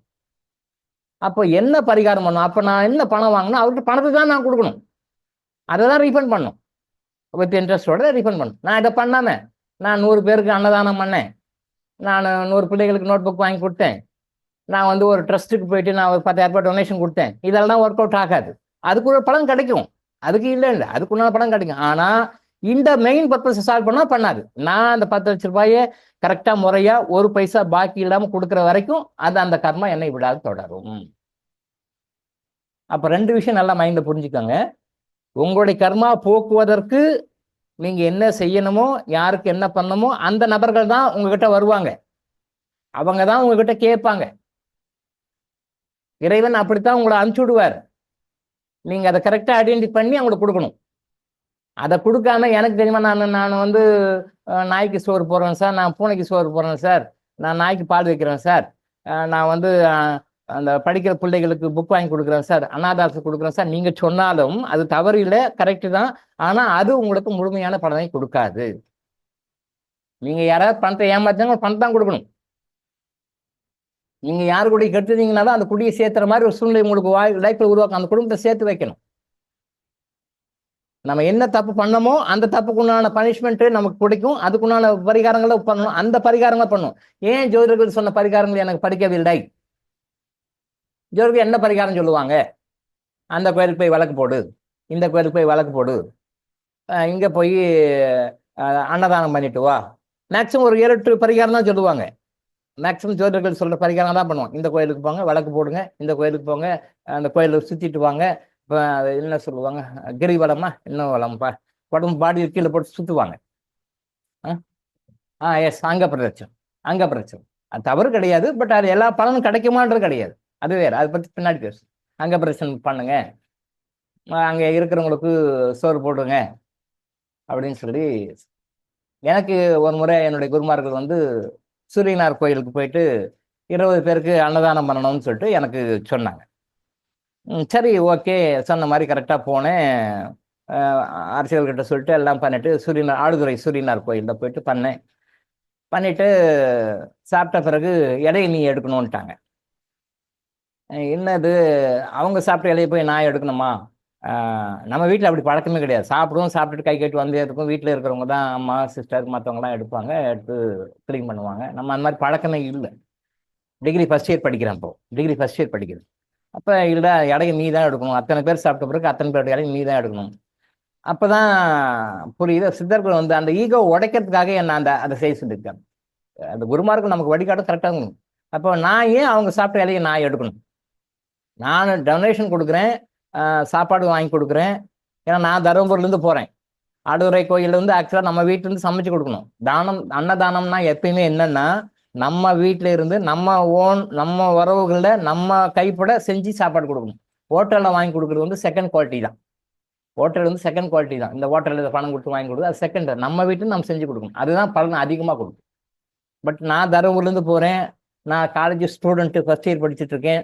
அப்போ என்னால் முடியாது. அதனால நீங்கள் என்ன பண்ணி, ஒரு ஹோட்டலில் ஆர்டர் பண்ணி நீ ஒரு 20 பேருக்கு சாப்பாடு வாங்கி கொடுங்க அப்படின்னு சொல்லி 21 பேருக்கு சாப்பாடு வாங்கி கொடுங்க. சரி, ஓகே, பணத்தை கொடுத்தேன், சாப்பாடு கொடுத்த பிறகு அத்தனை பேரும் கோயிலில் உட்கார வச்சு மதியானம் அந்த உச்சிக்கால பூஜை முடிஞ்ச பிறகு உட்கார வச்சு இறங்கி நீ எடு அப்படின்னு. அங்கே தான் கொஞ்சம் ஒரு பகவான் கிருஷ்ணருக்கும் அர்ஜுனுக்கும் நடந்த ஒரு கருத்து பரிமாற்றம் மாதிரி நமக்கு. நான் ஏன் இது எடுக்கணும்? நான் தான் வந்தேன், வாங்கி கொடுத்தேன், நீங்கள் சொன்ன மாதிரி பண்ண, நீங்கள் இதெல்லாம் இடையை நீ தான் எடுக்கணும், அவங்க எடுக்கக்கூடாது. நான் எதுக்கு எடுக்கணும்? நான் வீட்டிலேயே எடுக்கிறது. வீட்டில் நீ எடுக்கல, ரைட், இங்கே எடு. சரி, ஓகே, அப்போ யாரும் எடுக்காதீங்கன்ட்டு சாப்பிட்டு முடிஞ்ச பிறகு அத்தனை பேருடைய இலைங்க நான் எடுத்து போட்டேன். அப்போ அங்கே என்ன பாடத்தை எனக்கு உணர்த்துறாங்கன்னா, ஈகோவை உணர்த்துறாங்க. அடுத்தவன் சாப்பிட்டது அடுத்தவன் எச்சிரு, அதை நீங்கள் சாப்பிடக்கூடாது அப்படின்ற இதை வந்து நமக்கு உடைக்கிறாங்க. எப்போ காலேஜ் ஃபர்ஸ்ட் இயர் படிக்கும்போது அந்த பக்குவத்தை கொண்டு வராங்க, ஒரு பாடத்தை கற்றுக் கொடுக்குறாங்க. அப்போ நம்ம யாரோ சாப்பிட்டோம் ஹோட்டலில் எடுக்கிறாங்க, வேற யாரோ ஹோட்டலில் எடுக்கிறாங்க. அப்போ அந்த ஹோட்டலில் எடுக்கும் பொழுது அவங்க என்ன கர்மாவனாலும் வந்து எடுக்கிறாங்க. அப்போ அவங்க நம்ம சாப்பிட்ட இட்லி தானே எடுக்கிறாங்க. அப்போ நீ எதை ஃபீல் பண்ணுறியா? இல்லை. அப்போ ஏன் அடுத்தவங்க வித்தியாசமாக பார்க்குற? அவங்களும் நம்மள மாதிரி மனிதர்கள் தான். அது சாப்பிட்டவங்க அத்தனை பேரும் அங்கே இருக்கிற பிச்சை எடுக்கிறவங்க தான். அவங்கள தான் போடணும்னாரு. மகனை கூப்பிட்டு அங்கே இருக்கும் 21 பீப்புள்ஸை கூப்பிட்டு சாப்பாடு போடணும். சரி, அத்தனை பேரையும் கூப்பிட்டு சொல்லி போட்டு அத்தனை பேருடைய இலையும் நான் எடுத்து போட்டேன். அப்போ அங்கே அந்த ஈகோ உடஞ்சி போச்சு. அதை தான் அந்த லெசன் தான் கற்றுக் கொடுக்குறாங்க. இப்படிதான் பக்குவப்படுத்துறாங்க. தப்பா நான் பெருசு, நீங்கள் சின்னவங்க, நான் வசதியானவன், நீங்கள் வசதி இல்லாதவங்க, நான் வந்து நல்ல வசதியான வீட்டுக்குள்ள, நல்ல வசதியான பானண்டு பிராட்டப்பு, நல்ல வசதியான பிள்ளை, நீங்களாம் பிச்சைக்கார பசங்க அப்படின்ற அந்த ஈகோ உடைச்சி நம்மள மாதிரித்தான் அவங்கன்னு சொல்லிட்டு சாப்பிட வச்சு அந்த இலையை எடுத்தாங்க. அந்த பாடத்தை கற்றுக் கொடுக்குறாரு. நான் கற்றுக்கிட்டேன். ஸோ அந்த ஈகோன்றது நமக்கு அப்போ கிடையாது. அப்போ நாம பெரிய ஆளு, அவங்க சின்ன ஆளு அப்படின்னா கிடையாது. அந்த இடத்துல நான் ராசா மாதிரி, இளவரசன் மாதிரி, இளங்கோ இளவரசன், அதை மாதிரி நான் அப்படி வளர்ந்துட்டேன். நான் போய் அவங்க எச்சலை போய் எடுக்கலாமா? டிஸ்கஷன் எடுத்து ஆகணும்ன்றாங்க. குருமார்கள் சொன்ன ஒன்றும் பேசணும், சரி, ஏற்றுட்டு அப்போதான் உணர்த்துறாங்க பாடத்தை. நாம பெரியவும் சின்னவன். நீங்க நல்லா நினைச்சு பாருங்க, நாம பெரியவங்க, இவங்க சின்னவங்க, நம்ம நினைக்கிற ஈகோ தான் நிறைய பிரச்சனைகளுக்கு அடிப்படை காரணமாக இருக்கிறது. நீங்க நல்லா பொறுமையா திங்க் பண்ணுங்கன்னா, நாம பெரிய ஆளுங்க, இவங்க சின்னவங்க, நம்ம ஸ்டாட்டிஸ்டிக் ஒத்து வரல, நம்ம ஸ்டாட்டிஸ்டிக் வரமாட்டாங்கன்னு எப்போ நான் மனசுல நினைக்கிறோமோ அதுவே நம்முடைய வாழ்க்கையில் நம்ம சஃபர் ஆகிறதுக்கு அடிப்படை காரணமாக இருக்கிறது. நீங்க நல்லா பொறுமையா லீஸ்டாக யோசனை பண்ணி இது உண்மைன்னு நீங்க உணருங்க. இதை நான் காலேஜ் ஃபர்ஸ்ட் இயர் படிக்கும்போது, மெடிக்கல் காலேஜ் படிக்கும்போது எனக்கு இதை உணர்த்தேன். ஸோ அந்த கொடுக்குறவங்களுக்கு வந்து எந்த காரணத்தை கொண்டும் வந்து இறைவன் தான் ஏதோ ஒரு காரணத்தோடு வராது. உங்க கர்மாவுக்கு சொந்த மாதிரி கொடுக்கணும். எல்லாரும் ஜென்ரலா சொல்ற மாதிரி தயவுசெய்து கொடுக்காங்க. திருப்பவும் சொல்றேன், எல்லாரும் தர்மம் பண்ணுங்க. எப்படி தர்மம் பண்ணணும்? யாருக்கு தர்மம் பண்ணணும்? கரெக்டா பண்ணணும். அப்பதான் கரெக்டா அடிக்க முடியும். அன்னைக்கு ஆஸ்தம்பி சார் வந்து வடசெல்வாக்கு உங்க மகனுக்கு சாப்பாடு கொடுக்கணும்னா என்ன பண்ணணும்னு சொன்னேன் இல்லையா? சென்னையிலிருந்து SES 9th ஸ்ட்ரீட்ல இருக்கிற அவர் வீட்டில், அவருடைய அப்பார்ட்மெண்ட்டுக்கு இருக்கிற ஃபர்ஸ்ட் ஃப்ளோர்ல அவர் வீட்டுக்கு போய் சாப்பாடு சேர்றதுக்கு எப்படிலாம் பண்றோம், அதே மாதிரி தான் நீங்க ஸ்பெசிஃபிக்கா கொடுக்குற தானம் கரெக்டா போய் அடிக்கும். தம்பி சார் இப்படி அவங்க மகனுக்கு டேரக்டா இருந்தாப்பா தம்பி சாப்பிட்டுமான்னு சாப்பாடு பிரிச்சு கொடுத்தா எப்படியோ அந்த மெத்தடை போய் கொடுங்கன்னு நான் சொல்றேன். சென்னைக்கெல்லாம் சாப்பாடு கொடுக்காதீங்க, வடசரவாக்கத்துக்கெல்லாம் சாப்பாடு கொடுக்காதீங்க, அந்த எஸ்எஸ் நகருக்கெல்லாம் சாப்பாடு கொடுக்காதீங்க, அந்த 9 ஷீட்ல இருக்கிறவங்க எல்லாருக்கும் சாப்பாடு கொடுக்காதீங்க, அந்த அப்பார்ட்மெண்ட் இருக்கிறவங்க எல்லாருக்கும் சாப்பாடு கொடுக்காதீங்க, அந்த ஃப்ளோர்ல இருக்கவங்க எல்லாருக்கும் சாப்பாடு கொடுக்காதீங்க. டைரக்டா உங்க வீட்டுக்கு கதவை தட்டி உங்க வீட்டுல யார் இருக்காங்களோ அவங்களுக்கு கொடுங்க. இதுதான் டைரக்ட் மெத்தட். சேரிட்டி பண்ணதுடைய டைரக்ட் மெத்தட் இதான். இப்படிதான் பண்ணணும். இது எப்படி சார் பண்றது? தியானம் பண்ணுங்க, உங்களுக்கு கரெக்டா வரும். கடவுள் இன்ட்யூஷன் கொடுப்பாரு. டாக்டர் எல்லாம் கைட் பண்ணணுன்றது இல்லை. இவர் அவரு எக்ஸ் ஒய் ஜெட் ஏ பி சிடி இந்த குருமார்கள்லாம் உங்களுக்கு செய்யணும்னு அவசியமே கிடையாது. உங்களுக்கே தோணும், உங்களுக்கே தோணும். அதான் செய்யுங்க, உங்களுக்கே தோணும். அதை செய்யுங்க. உங்க லைஃப்ல உங்க கஷ்டம் எப்படி வெளியே வரீங்க பாருங்க. இந்த இந்த கும்சா அடிக்கிறது, பொட்டாம் பொதுவாக அடிக்கிறது, நான் சோறு போட்டேன், நான் நோட் புக் வாங்கி கொடுத்தேன், நான் சேரிட்டி பண்ணேன், இப்படிலாம் பண்ணாதீங்க.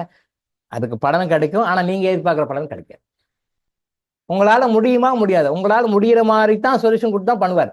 நானே ஏடை, நானே கஷ்டத்துக்கு நான் எப்படி கொடுக்குறது தர்மம்? நிறைய வகையில பண்ணலாம். தர்மம் செய்யறதுக்கு நிறைய வகைகள் இருக்கு. ஸோ அந்த மாதிரி பண்ணுங்க. இங்க வந்து ஈகோ பார்க்காதீங்க, நான் இதை தான் செய்வேன்னு சொல்லாதீங்க. என்ன செய்தாலும் தர்மத்துக்கு பலன் உண்டு. நீங்க எதை செய்தால் அருந்து வெளியே வருவீங்களோ அதை கரெக்டா தெரிஞ்சு பண்ணுங்க அப்படின்னு சொல்லி. சரிங்களா? எப்பெல்லாம் தர்மம் பண்ணணும்? தர்மம் எப்பெல்லாம் பண்ணணும்? பணத்தை எப்பெல்லாம் சம்பாதிக்கலாம்னு கேட்டால் என்ன சொல்றீங்க? 24 hours 365 days எப்பனாலும் பணம் சம்பாதிக்கலாம் இல்லையா? 2 லாரி டிரைவருங்க அவங்க ஓனரை பத்தி பேசுன கதை அன்னைக்கு சொன்னேன். அவங்க ஓனரை பத்தி அவங்க வச்சிருக்க கருத்து அது. அவங்க ஓனர் என்ன கருத்து வச்சிருக்காரு அது வேற சமாச்சாரம். பட் அந்த லாரி ஓனர்கள் ஒரு ஓனர் இப்படி என்றாரு, அடுத்த இன்னொரு டிரைவர் வந்து ஏன் உன் ஓனரோட என் ஓனர் இன்னும் கேவலமான மனுஷங்க அப்படின்னு சொல்றாரு. அவங்களுடைய ஒப்பீனியன். பணத்துக்காக அப்படி இருக்காங்க. ஓகே, இருக்கட்டும். நம்ம பணத்துக்காக எவ்வளவு இம்பார்ட்டன்ஸ் கொடுக்குறோமோ அதே மாதிரி சேரிட்டிக்காக இம்பார்ட்டன்ஸ் கொடுக்கணும். உங்களால முடியாது, உங்களால செய்ய முடியாது அப்படின்னு மாதிரி சொல்லி கொடுக்கவில்லை. எப்போ ஒரு பிரச்சனையை கொடுக்குறாரோ கடவுள் அதுல இருந்து வெளிவரத்துக்கு வழிகளை கொடுத்துட்டு தான் கொடுக்குறாரு. நாம் அதை கண்டுக்கல, பிரச்சனைக்கு சொல்யூஷன் இல்லை அப்படின்னு நாம் நினைச்சிட்டு இருக்கோம். திரும்பவும் நான் சொல்லியிருக்கேன், கடவுள் ஒரு டோரை மூடினாரு அப்படின்னா இன்னொரு பக்கத்து டோர் ஓப்பன் பண்ணிட்டு தான் மூடுவார். வாழ்க்கையில் நல்லா புரிஞ்சுக்கோங்க. உங்களுக்கு ஒரு பிரச்சனை கஷ்டம் கொடுக்குறாரு, எல்லா டோரும் க்ளோஸ் ஆயிடுச்சு, எல்லாம் கம்ப்ளீட்டா க்ளோஸ். இதுக்கு மேல இருட்டு தான், வெளியே வரத்துக்கு வழியே இல்லை. நீங்க சொல்றீங்க இல்லை, உங்களுக்கு எல்லா டோரையும் க்ளோஸ் பண்ணாலும் கூட க்ளோஸ் பண்ணிட்டு ஓப்பன் பண்ண மாட்டாரு. ஒரு டோரை ஓப்பன் பண்ணிட்டு தான் க்ளோஸ் பண்ணுவார். இதெல்லாம் புரிஞ்சுங்க. மனுஷனுக்கும் கடவுளுக்கும் இருக்கிற வித்தியாசம் நல்லா புரிஞ்சுக்கணும். நாம என்ன பண்ணோம்னா க்ளோஸ் பண்ணிட்டு அப்புறம் முடிப்போம். என்ன பண்றது கேட்கறதுக்கே நான் முடிப்போம், என்ன பண்றது ஏ பண்ணு தெரியாம முடிப்போம். அவர் அப்படி இல்லை. Because is the creator of us. நம்மளுடைய கிரியேட்டர் அவர் என்ன பண்றாரு? நீங்க பாக்குறீங்க எல்லா டோரும் க்ளோஸ் பண்றாருன்னு பாக்குறீங்க, பின்னாடி திரும்பி பாத்தீங்க ஒரு டோர் ஓப்பன் பண்ணிருப்பாரு. அங்க ஓப்பன் பண்ணிட்டு தான் உங்களுக்கு டோரே க்ளோஸ் பண்ணுவார். ஆனா நம்ம க்ளோஸ் பண்ண டோரையே பாக்குறோம், பின்னாடி திரும்பி பாக்குறதே கிடையாது. இதுதான் எல்லாரும் பண்ணிட்டு இருக்கிற தப்பு. ஏதோ ஒரு டோர் க்ளோஸ் பண்ணியிருக்காரு, ரைட், ஓகே. அதுக்கு முன்னாடி ஒரு டோர் ஓப்பன் பண்ணியிருப்பாரு, அது தெரியல. நீங்க மெடிடேஷன் பண்ணி பாருங்க, எந்த டோர் ஓப்பன் பண்ணிக்கும் கரெக்டா தெரியும். உங்களை அம்போன்னு விடவே மாட்டார். நீங்க எப்பேற்பட்ட கஷ்டம் இருந்தாலும் அந்த கஷ்டம் வெளிவதுக்கான வழிகளை சொல்யூஷனை கரெக்டா ஓப்பன் பண்ணி வச்சுட்டு அதுக்கு பிறகுதான் உங்களுக்கு பிரச்சனையை கொடுக்குறாரு. இதை தெளிவா மனசுல புரிஞ்சுக்கணும். இதை யாரும் இந்த அளவுக்கு தெளிவா யாரும் சொல்லலை நான் நினைக்கிறேன். நான் சொல்றதா உள் வாங்கிக்கணும். தீர்வுகள் இல்லாத பிரச்சனைகள் இல்லை. தீர்வு இல்லாத பிரச்சனை எதுவுமே கிடையாது. எல்லாத்துக்குமே தீர்வு இருக்கு. தீர்வை கொண்டு வந்து உங்களை கரெக்டா வெளியே கொண்டு வரணுன்றது தான் மேட்ரு. உங்க கர்மா கலைக்காக பிரச்சனை கொடுக்குறாரு. இது முடியவே முடியாது. நாம என்ன நினைக்கிறோம், எனக்கு இப்படித்தான் நடக்கணும், நாம ஒரு கண்டிஷன் போடுறோம் அவர்கிட்ட. That's why we are getting failure in our attempts. இப்படி போகணும், இப்படிதான் போகணும், இந்த ரூட்ல தான் போகணும், இப்படிதான் போகணும்னு நாம நினைக்கிறோம். அதனாலதான் ஃபெயிலியர் ஆகும். அவர் ஒரு வழி கொடுத்துருப்பார், அந்த வழி நீங்க பிடிச்சி போடும், கடன்னு போயிடலாம். அந்த வழியை நாம் ஏற்றுக்கொள்ளவில்லை அப்படின்றதுதான். சரிங்களா? அதே மாதிரி எந்த ஃபங்க்ஷனாக இருந்தாலும் வீட்டில் ஒரு நல்ல விஷயம், ஒரு வீடு வாங்குறீங்க, ஒரு கல்யாணம் பண்றீங்க, ஒரு நிச்சயதார்த்தம் பண்றீங்க, எந்த ஒரு வீட்டுக்கு கால் பண்றீங்க, எந்த விஷயமா தான். நான் சொன்னேன் இல்லையா அன்னைக்கு கூட, ஸ்வீட் எடு கொண்டாடு. அது ஒரு கம்பெனியை சாக்லேட் அட்வர்டைஸ்மெண்ட் பண்ணுறதுக்காக ஸ்வீட் எடு கொண்டாடு. எந்த ஒரு இனிய தருணங்களும் ஸ்வீட் எடு கொண்டாடு. அது அவங்க பிசினஸ் மார்க்கெட் பண்றதுக்காக அவங்க சாக்லேட் பிசினஸ். பட் நீங்க உங்க வாழ்க்கையில எந்த ஒரு நல்ல சுப விஷயம் பண்றோம் அப்படின்னா தர்மத்தை பண்ணிட்டு ஆரம்பிங்க. தர்மத்தோடு ஆரம்பிங்க. தர்மத்தை எடு கொண்டாடு. தர்மத்தை செஞ்சுட்டு நீங்க அந்த வேக்சின் செஞ்சு பாருங்க, கண்டிப்பா பாசிட்டிவ் கொண்டு போய் விடும். உங்களுக்கு செலவுகள் குறையும், நஷ்டங்கள் இருக்காது, நீங்க அந்த எடுத்துக்கொள்கின்ற விஷயம் வந்து நல்லபடியாக சுலபமாக முடியும். அந்த விஷயம் சுலபமாக முடிவுக்கு தேவையான சூழ்நிலைகளை கடவுள் உங்களுக்கு ஏற்படுத்தி கொடுப்பாரு. தர்மம் வந்து உங்களை காப்பாற்றும். அதை மைண்ட வச்சுக்கோங்க. தர்மம் செய்யுங்க. தர்மம் வந்து வீண் போகவே போகாது. நீங்க செய்கின்ற ஒரு ரூபாயும் வீண் போகவே போகாது. ஆனா யாருக்கு செய்யணும், எப்படி செய்யணும் கொஞ்சம் தெரிஞ்சு பண்ணணும். இதுக்கு தான் தியானம் அப்படின்னு சொல்லி. நான் மேரேஜ் பண்ணும்பொழுது, என்னுடைய மேரேஜ் இங்கே சென்னையில் நடக்குது. சென்னை சைதாப்பேட்டை நடக்குது.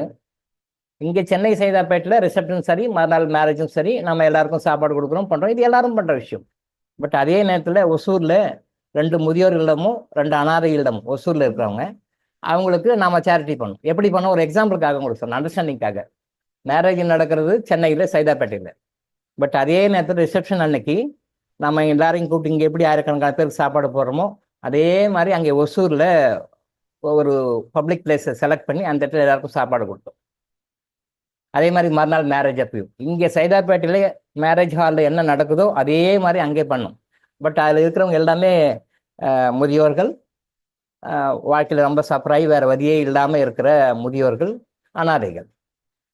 இதில் என்ன விஷயம் பண்ணுறேன்னு பாருங்க. நான் என்ன யூனிக்காக பண்ணேன் அப்படின்னா, எல்லாரும் ஃபங்க்ஷன் அப்படின்னா என்ன பண்ணுவாங்க, அவங்க ரிலேட்டிவ்ஸ்க்கு துணிமணி எல்லாம் எடுத்து கொடுப்பாங்க. துணிமணி எடுத்து கொடுப்பாங்க, வேட்டி, சாரி, இந்த மாதிரிலாம் கொடுப்பாங்க. எல்லாம் நம்ம வீட்டில் நடக்கிற ஃபங்க்ஷன் அப்படி தான் இருக்கும். மாமாவுக்கு, சித்தப்பாக்கு, பெரியப்பாக்கு, சித்திக்கு, அண்ணனுக்கு, தம்பிக்கு, பங்காளிங்களுக்கு, கூட பிறந்தவங்களுக்கு எல்லாருக்கும் அதை கொடுப்போம் இல்லையா? அதே மாதிரி தான் நானும் கொடுத்தேன். ஆனால் என்ன பண்ணேன் அப்படின்னா, மேரேஜுக்கு முன்னாடி இன்விடேஷன் வைக்கும்போதே எல்லாருக்கிட்டையும் பணமும் கொடுத்துட்டேன். எல்லாருக்கும் பணமாக கொடுத்து, நீங்கள் போய் உங்களுக்கு என்ன பிடிக்குதோ அதை எடுத்துக்கோங்க. நீங்கள் உங்களுக்கு என்ன பிடிக்குதோ அதை எடுத்துக்கோங்க. பணம் நான் கொடுத்துட்றேன். பத்தலைன்னா கூட பரவாயில்ல, உங்களுக்கு என்னென்ன ட்ரெஸ் என்னென்ன வேணுமோ பிடிச்சிக்கோங்க. எல்லாருக்கும் அதான் கொடுத்தேன். ஈவன் என்னோட சிஸ்டர் முதல் கொண்டு எல்லாருக்கும் பணம் தான் கொடுத்தேன். நீங்கள் போய் எடுத்துக்கோங்க. நான் ஒரு புடவையை எடுத்து, நான் ஒரு துணியை எடுத்து கொடுத்து, அப்புறம் அது உங்களுக்கு பிடிக்கல, இந்த கடலை என்கிட்ட இருக்கு, இந்த டிசைன் என்கிட்ட இருக்கு, ஏற்கனவே இந்த கடலை புடவை இருக்கு, ஏற்கனவே இந்த புடவை ஜாக்கெட்டுக்கு இருக்கு அப்படின்னு நிறைய இந்த மாற்றுக்கருத்துக்கெல்லாம் வரும். இது உங்க அனுபவத்தை நீங்க பார்த்துருப்பீங்க. அவங்க எடுத்து கொடுக்குறோம், நம்ம வாங்கிக்கணும். பட் நான் என்ன பண்ண டிஃப்ரெண்டா, நீங்களே போய் கடைக்கு எடுத்துக்கோங்க. என்னென்ன பட்ஜெட்டோ உங்க பட்ஜெட் தான், நீங்க வாங்கிக்கோங்க, மொத்தமா நான் செட்டில் பண்ணிடுறேன் அப்படின்னு சொல்லிட்டு யாருக்கு எல்லாம் அவங்க ஊர்ல பத்திரிக்கை கேட்கும் போதே பணத்தை கொடுத்துட்டேன். எல்லாருக்கும் பணம் கொடுத்து நீங்களே எடுத்துக்கோங்க.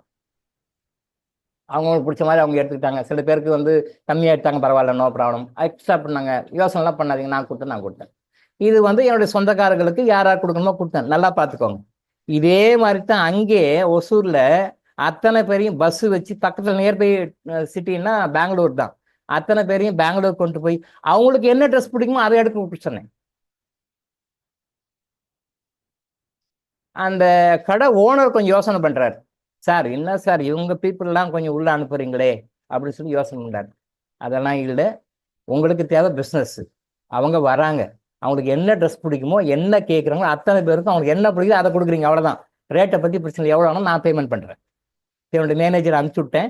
அவங்க எவ்வளோ பட்ஜெட் கேட்டாலும் என்ன கொடுத்தாலும் நீ பேமெண்ட் பண்ணிடு அப்படின்னு சொல்லிட்டு மேனேஜரை அனுப்பிச்சுட்டு அவர் தான் அங்கேருந்து ஃபுல்லாக பார்த்துக்கிட்டாரு. பாருங்க, 200 பேர் கொடுத்தேன். அந்த 200 பேருக்கும் ஆண்கள், பெண்கள், குழந்தைகள் எல்லா ஏஜும் இருக்காங்க. அவங்களுக்கு என்ன பிடிச்சாங்களோ எல்லாரும் 2 செட் எடுத்துக்கிட்டாங்க. ஆச்சரியமா இருந்தது. எல்லாரும் 2 செட் எடுத்துட்டாங்க. எல்லாரும் எடுத்துக்கிட்டாங்க. நான் செலக்ட் பண்ணி கொடுக்குறேன், இந்தாங்க வேஷ்டி, இந்த ஃபங்க்ஷனில் கொடுத்த மாதிரியா இலவச நல உதவி திட்டம் அப்படின்னு சொல்லிட்டு இந்தாங்க வேஷ்டி, இந்தாங்க புடவை அப்படின்னு சொல்லி எல்லாருக்கும் காமனாக யூனிக்காக கொடுக்கல. அத்தனை பேரையும் பெங்களூருக்கு சாப்பாடு கொடுத்து, டிஃபன் கொடுத்து, என்ன வேணுமோ எல்லாத்தையும் கொடுத்து பஸ்ஸில் கூட்டிகிட்டு போய் பெங்களூரில் எல்லாத்தையும் அவங்கள வாங்க வச்சு திருப்பி கொண்டு கொடுத்து, ஓனர்கிட்ட கரெக்டாக சொல்லிட்டேன், சார் வந்து எந்த காரணம் கொண்டு பார்ஷியாலிட்டிலாம் காட்டக்கூடாது. அவங்க யார், இவங்க இப்படி இருக்காங்க, அப்படி இருக்காங்க, அக்லியாக இருக்காங்க, இப்படி இருக்காங்கன்னா பார்ஷியாலிட்டிலாம் காட்டக்கூடாது. அவங்க வந்தாங்கன்னா ஒன் ஆஃப் த கஸ்டமர். நீங்கள் மற்ற கஸ்டமர் வரும்போது இவங்க வர்றதை அலோவ் பண்ணாங்கன்னா தனியாக ஒரு டைம் ஒதுக்கி கொடுங்க. அந்த டைம் நான் கூப்பிட்டு வரேன். அவங்களுக்கு என்ன பிடிக்குதோ, என்ன கேட்குறாங்க அதை கொடுங்க. பிடிச்ச ட்ரெஸ்ஸு கொடுங்க. ரெடிமேடு கேட்டாலும் ரெடிமேடு கொடுங்க, இல்லை வேற ஏதாவது வேட்டி, சேலை இந்த மாதிரி கேட்டாலும் கொடுங்க. என்ன பிடிக்குதோ கொடுங்க. பட்ஜெட் எல்லாருக்கும் 2 செட்டு, என்ன செலக்ட் செலக்ட் பண்ணி கொடுங்க. அப்புறம் ஸ்பெஷலாக அதுக்காக ஒரு நாள் தனியாக ஒதுக்கி போயிட்டு கூப்பிட்டு போய் எல்லாருக்கும் போட்டு கொடுத்து வாங்கி கொடுங்க. பல லட்சங்கள் ஆச்சு, பரவாயில்ல, ரைட், ஓகே. அது டிவைன் நமக்கு பல வகையில் கொடுத்துட்டார். வாங்கிட்டேன், அது கொடுத்துட்டார் அவர். நம்ம வாங்கலைனாலும் அவர் கொடுத்துருவார். நம்ம செய்கிற தர்மம் நமக்கு தான் திருப்பிட்டான்னு வரும். இந்த கான்செப்ட் புரியாதனால தான் எல்லாரும் யோசனை பண்ணுங்க. இவங்களும் கொடுக்க முடியல, வாங்கவும் தெரியல, கொடுக்கவும் தெரியல, வாங்கவும் தெரியல. பட் வருதுன்றதுக்காக கொடுக்கக்கூடாது, நம்ம நினைக்க கொடுத்தா போதும். சார் அந்த 200 பேர்கள் வாங்கினாங்க. அவங்க லைஃப்ல அவங்க அப்படியே கண் கலங்கி சொன்னாங்க. இப்போ கூட அது சொல்லும்போது எனக்கே கண் கலங்குது. அந்த சந்தோஷம் இருக்கு பாருங்க. ஒரு அம்மா சொல்றாங்க, நான் வந்து பெத்த பிள்ளைக்கு கூட இப்படிலாம் வளர்த்து ஆளாக்குனேன், அந்த பெத்த பிள்ளை கூட என்னை இந்த மாதிரி யாரும் கவனிக்கல, ஏதோ ஒரு கடமைக்கு கேட்டா அழுது பண்ணி கொடுப்பான், துணி வாங்கி கொடுப்பான் அப்படின்னு சொல்லிட்டு அந்த பேரண்ட்ஸ், முதியோர்கள், அம்மாக்கள், அப்பாக்கள் கண் கலங்கி அந்த வார்த்தையை சொன்னாங்க. அது உண்மையான வார்த்தை. அந்த ஆத்மாவிலிருந்து வருது, ஆத்மாவிலிருந்து வருது. எனக்கு பிடிச்ச ட்ரெஸ் நான் எடுக்கிறேன். லைஃப்ல நான் அந்த மாதிரி எடுத்ததே கிடையாது. கொடுப்பாங்க, அனாதாசனுக்கு வருவாங்க, அவங்க ஏதோ ஒரு துணியை கொடுத்துட்டு போவாங்க, ஏதோ ஒரு புடவையை கொடுப்பாங்க, ஏதோ ஒரு துணியை கொடுத்துட்டு போவாங்க. அதை நாங்கள் வாங்கிக்கணும். அது பிடிச்சாலும் சரி, பிடிக்கலனாலும் சரி, சைஸ் பத்தாலும் சரி, பத்தனாலும் சரி, அந்த கலர் வந்து கொஞ்சம் எனக்கு பிடிச்ச கலரு இல்லை பிடிக்காத கலரு எது வந்து அவங்க என்ன கொடுக்கணும் அதான் போடணும். ஆனால் இங்கே அப்படி கிடையாது. உங்கள் சாய்ஸ், எல்லாரும் 2 செட் எடுத்துக்கோங்க. நீங்கள் வந்து உங்களுக்கு என்ன பிடிக்குதோ எடுத்துக்கோங்க. தனியாக பஸ் வச்சு அரேஞ்ச் பண்ணி அவங்களை கூட்டிகிட்டு போய் 2 பஸ் வச்சு அவங்களை கூட்டிகிட்டு போய் எல்லாம் வாங்கி கொடுத்து திருப்பி கொண்டு சேர்த்துங்க. இங்கே சைதாப்பேட்டையில் இங்கே என்ன நடக்குதோ அதே டைமில் அங்கேயே நைட் ரிசப்ஷனுங்க, நைட்டில் அவங்களுக்கு சாப்பாடு, காலையில் டிஃபனு, மதியானம் லஞ்சு எல்லாமே மறுநாளும் அன்னைக்கும் அதே அப்படியே கொடுத்தோம்.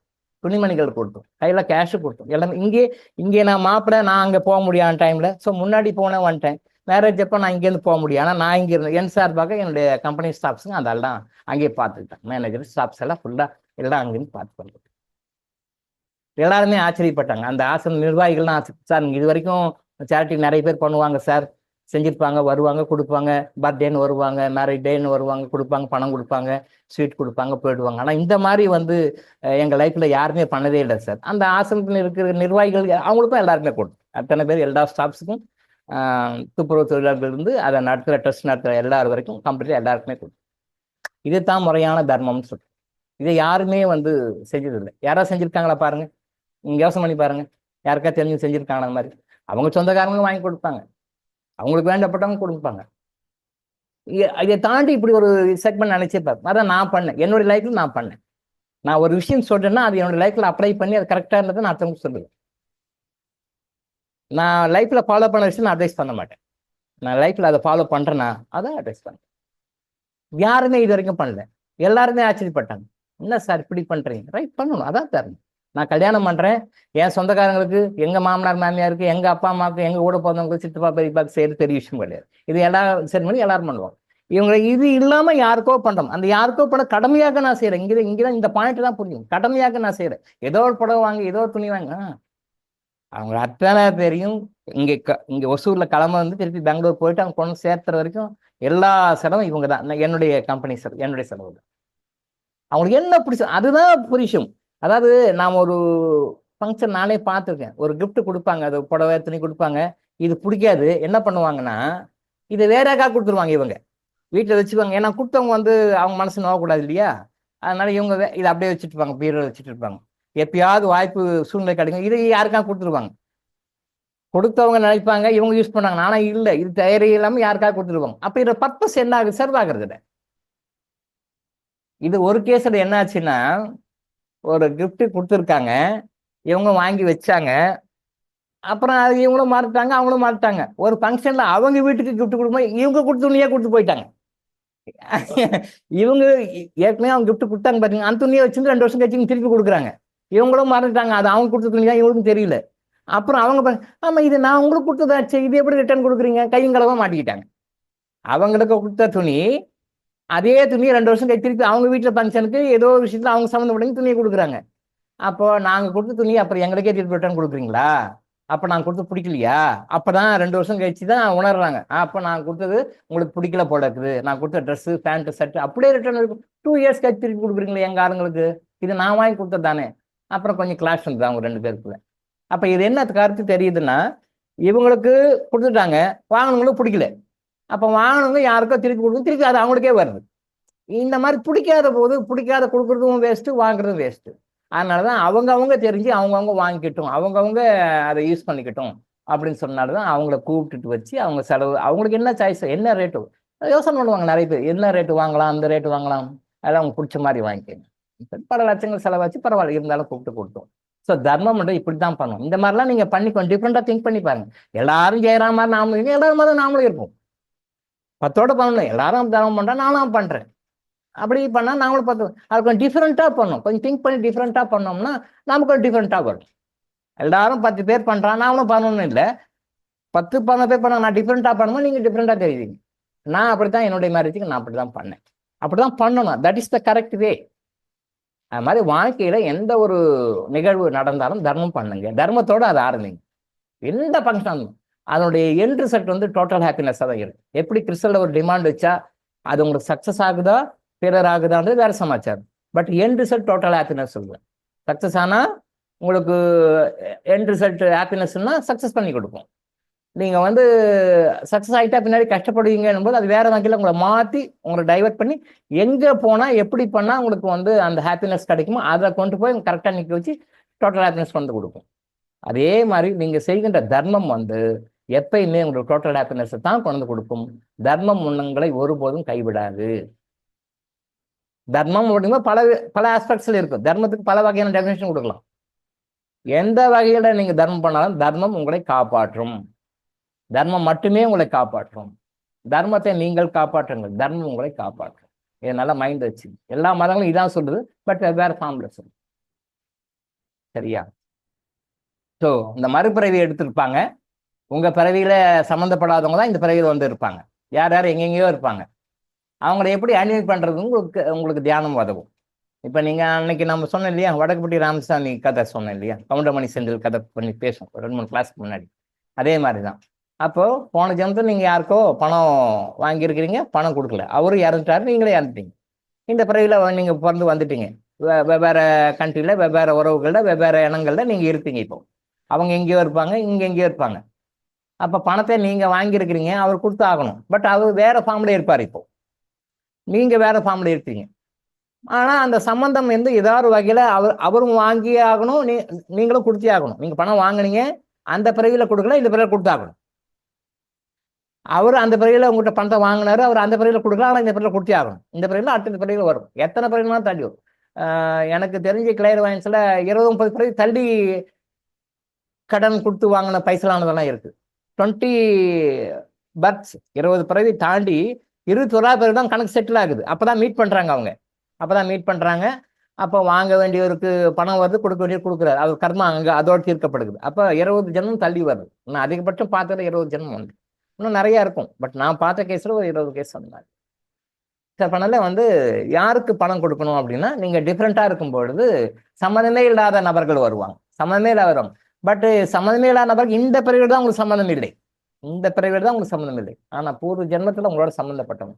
அந்த மாதிரி பர்சன் ஐடென்டிஃபை பண்ணி சொல்லுவோம். நான் சில பேருக்கு ஐடென்டிஃபை பண்ணி சொல்லுவேன், இன்னாருக்கு கொடுங்க, இன்னாருக்கு கொடுங்க, இன்னாருக்கு கொடுங்கம்மா, இப்படி பண்ணுங்க அப்படின்னு சொல்லுவேன். அது நம்ம கிளையர் வாயின்ஸ்ல பண்ணி பார்த்து கொடுக்குறோம். அப்போ கொடுத்தா அவங்க அந்த கரெக்டாக அந்த டெப்ட் அக்கௌண்ட், கடன் அக்கௌண்ட் அது வந்து கிளியர் ஆகிடும்.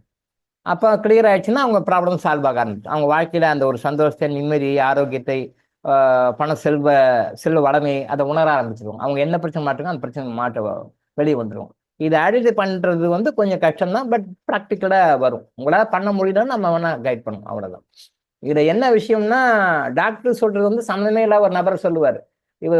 நீங்க உங்களுக்கும் அவருக்கும், அவர் எங்கேயோ ஒரு ஸ்டேட்ல பிறந்திருப்பாரு. நீங்க ஆண்கிட்ட கொடுத்துட்டீங்க, அவர் ஜென்ம பெண்ணா பிறந்திருப்பாரு. நீங்க ஒரு பெண்ணுகிட்ட கொடுத்துட்டாங்க, அவங்க ஜென்ம ஆணா இருந்திருப்பாங்க. வேற காஸ்ட்ல பிறந்திருப்பாங்க, வேற நாட்டுல பிறந்திருப்பாங்க, வேற மாநிலத்துல பிறந்திருப்பாங்க, வேற லாங்குவேஜ் பேசுறதுல பிறந்திருப்பாங்க. பட் அவங்களுக்கும் அந்த லிங்க் இருக்கு. அந்த குறிப்பிட்ட காலத்துல உங்களுக்கு லிங்க், நமக்கு எப்படி அந்த காலத்துல லிங்க் கிடைக்குதோ அந்த லிங்க் வந்து அந்த பீரியட்ல வரும். பட் இந்த என்ன ஒரே ஒரு குழப்பம், இந்த பிறவியினுடைய ஞாபகத்துல இருக்கிறவங்க நமக்கு வரல, முற்பிறவிகள் இருக்கிறவங்க வராங்கன்னும் போது தான் குழப்பம் வரும். இதுதான் கொஞ்சம் அந்த யோகிக் மெத்தட்ல கொஞ்சம் ட்ரைன் அப் ஆகணும்னா அப்படின்னு சொன்னா, யாரால நம்ம பாதிச்சிருக்கிறோம் அப்படின்னு சொல்லி கரெக்டா சொல்லி, இந்த பிறவியில வர்றவங்க எல்லாருமே பாஸ்ட் லைஃப்ல நம்மளோட சம்மந்தப்பட்டவங்க தான். இப்போ இந்த பிறவியில் நம்ம பார்க்குறோம் அப்படின்னு சொன்னா, நம்ம லைஃப்ல நம்ம பார்க்குறோம் எல்லாருமே, நம்ம பிறந்ததுல இருந்து நம்ம இறக்குற வரைக்கும் நம்ம லைஃப்ல யாரெல்லாம் உள்ள வராங்களோ, யாரெல்லாம் உள்ள வராங்க எல்லாருமே நம்மளுடைய பாஸ்ட் லைஃப் சம்மந்தப்பட்டவங்க தான். 95% ஆஃப் பீப்புள் நம்ம பாஸ்ட் லைஃப் சம்மந்தப்பட்டவங்க தான் வருவாங்க. ஒரு 5% தான் அது கொஞ்சம் வேற உறவுகள் வரும், புதுசாக வரும். பட் 95% நீங்க பக்கத்து வீட்டுக்காரன் முதல் கொண்டு, உங்க பாஸ் முதல் கொண்டு, உங்களுக்கு சொல்லிக் கொடுக்குற டீச்சர் முதல் கொண்டு எல்லாருமே பாஸ்ட் லைஃப் சம்மந்தப்பட்டவங்க தான் வருவாங்க. சாந்தி சார் இருக்காரு, பையன் வந்து 7th படிச்சுட்டு இருக்கான். அவர் எடுக்க போற மருமகள், அவருக்கு வருங்கால சம்பந்தி இப்ப இருப்பாங்களா இல்லையா? இருப்பாங்க. பையன் 7th படிக்கிறான், ரைட், ஓகே. அவரும் வளர்ந்து படிச்சு அவர் கல்யாணம் பண்ணுவாரு. அப்போ கல்யாணம் பண்ணும்போது ஒரு சம்மந்திங்க வருவாங்க, பொண்ணை பெற்றவங்க அப்பா அம்மா வருவாங்க, அவங்க கூட போகிறவங்கலாம் வருவாங்க. அவங்க இப்போ இல்லையா என்ன, ஆகாயத்தையும் குதிக்க மாட்டாங்க, இப்போ இருப்பாங்க, இப்பயும் இருக்கிறாங்க. ஆனால் எங்கேயோ இருப்பாங்க. அந்த அந்த டைமில் அவங்க அந்த உறவுகள் வருவாங்க. ஏதாவது வகையில் லிங்க்ல வந்து அவங்க ரிலேட்டிவ்ஸ் மூலமாகவோ இல்லை அந்த திருமணம் செய்கிற அந்த ஏஜென்சிஸ் இருக்கு அவங்க மூலமாகவோ ஏதாவது வகையில் அந்த லிங்க்கள் வரும். அப்போ ஆசந்தி சாருக்கு வந்து சம்மந்தி இல்லைன்னு சொல்ல முடியுமா? அவருடைய மருமகளுக்கு அப்பா அம்மா இல்லை, அவருடைய மருமகள் கூட பிறந்தவங்க இல்லைன்னா இருக்கிறாங்க, எங்கேயோ இடத்துல இருக்காங்க.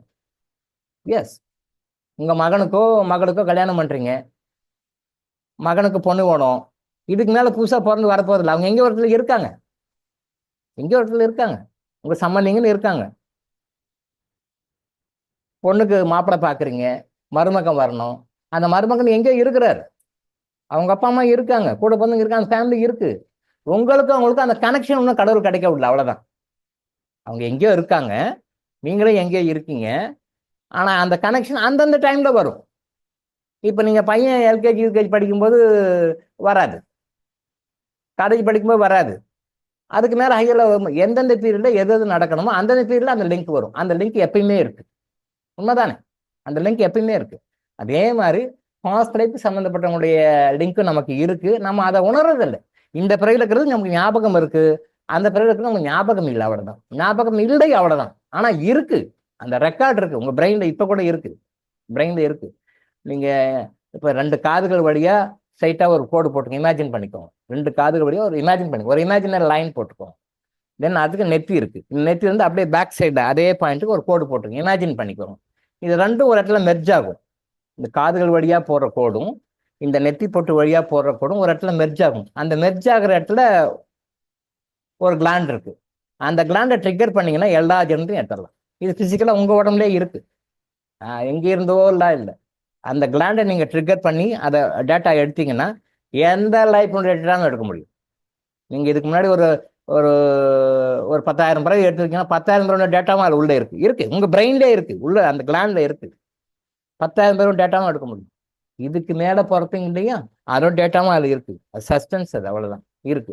அப்போ ஸ்பெசிஃபிக்கா எந்த டேட்டாவை எடுக்கணுமோ அந்த பாயிண்ட்டை போய் ட்ரிகர் பண்ணீங்கன்னா கரெக்டா டேட்டா எடுத்துடலாம்.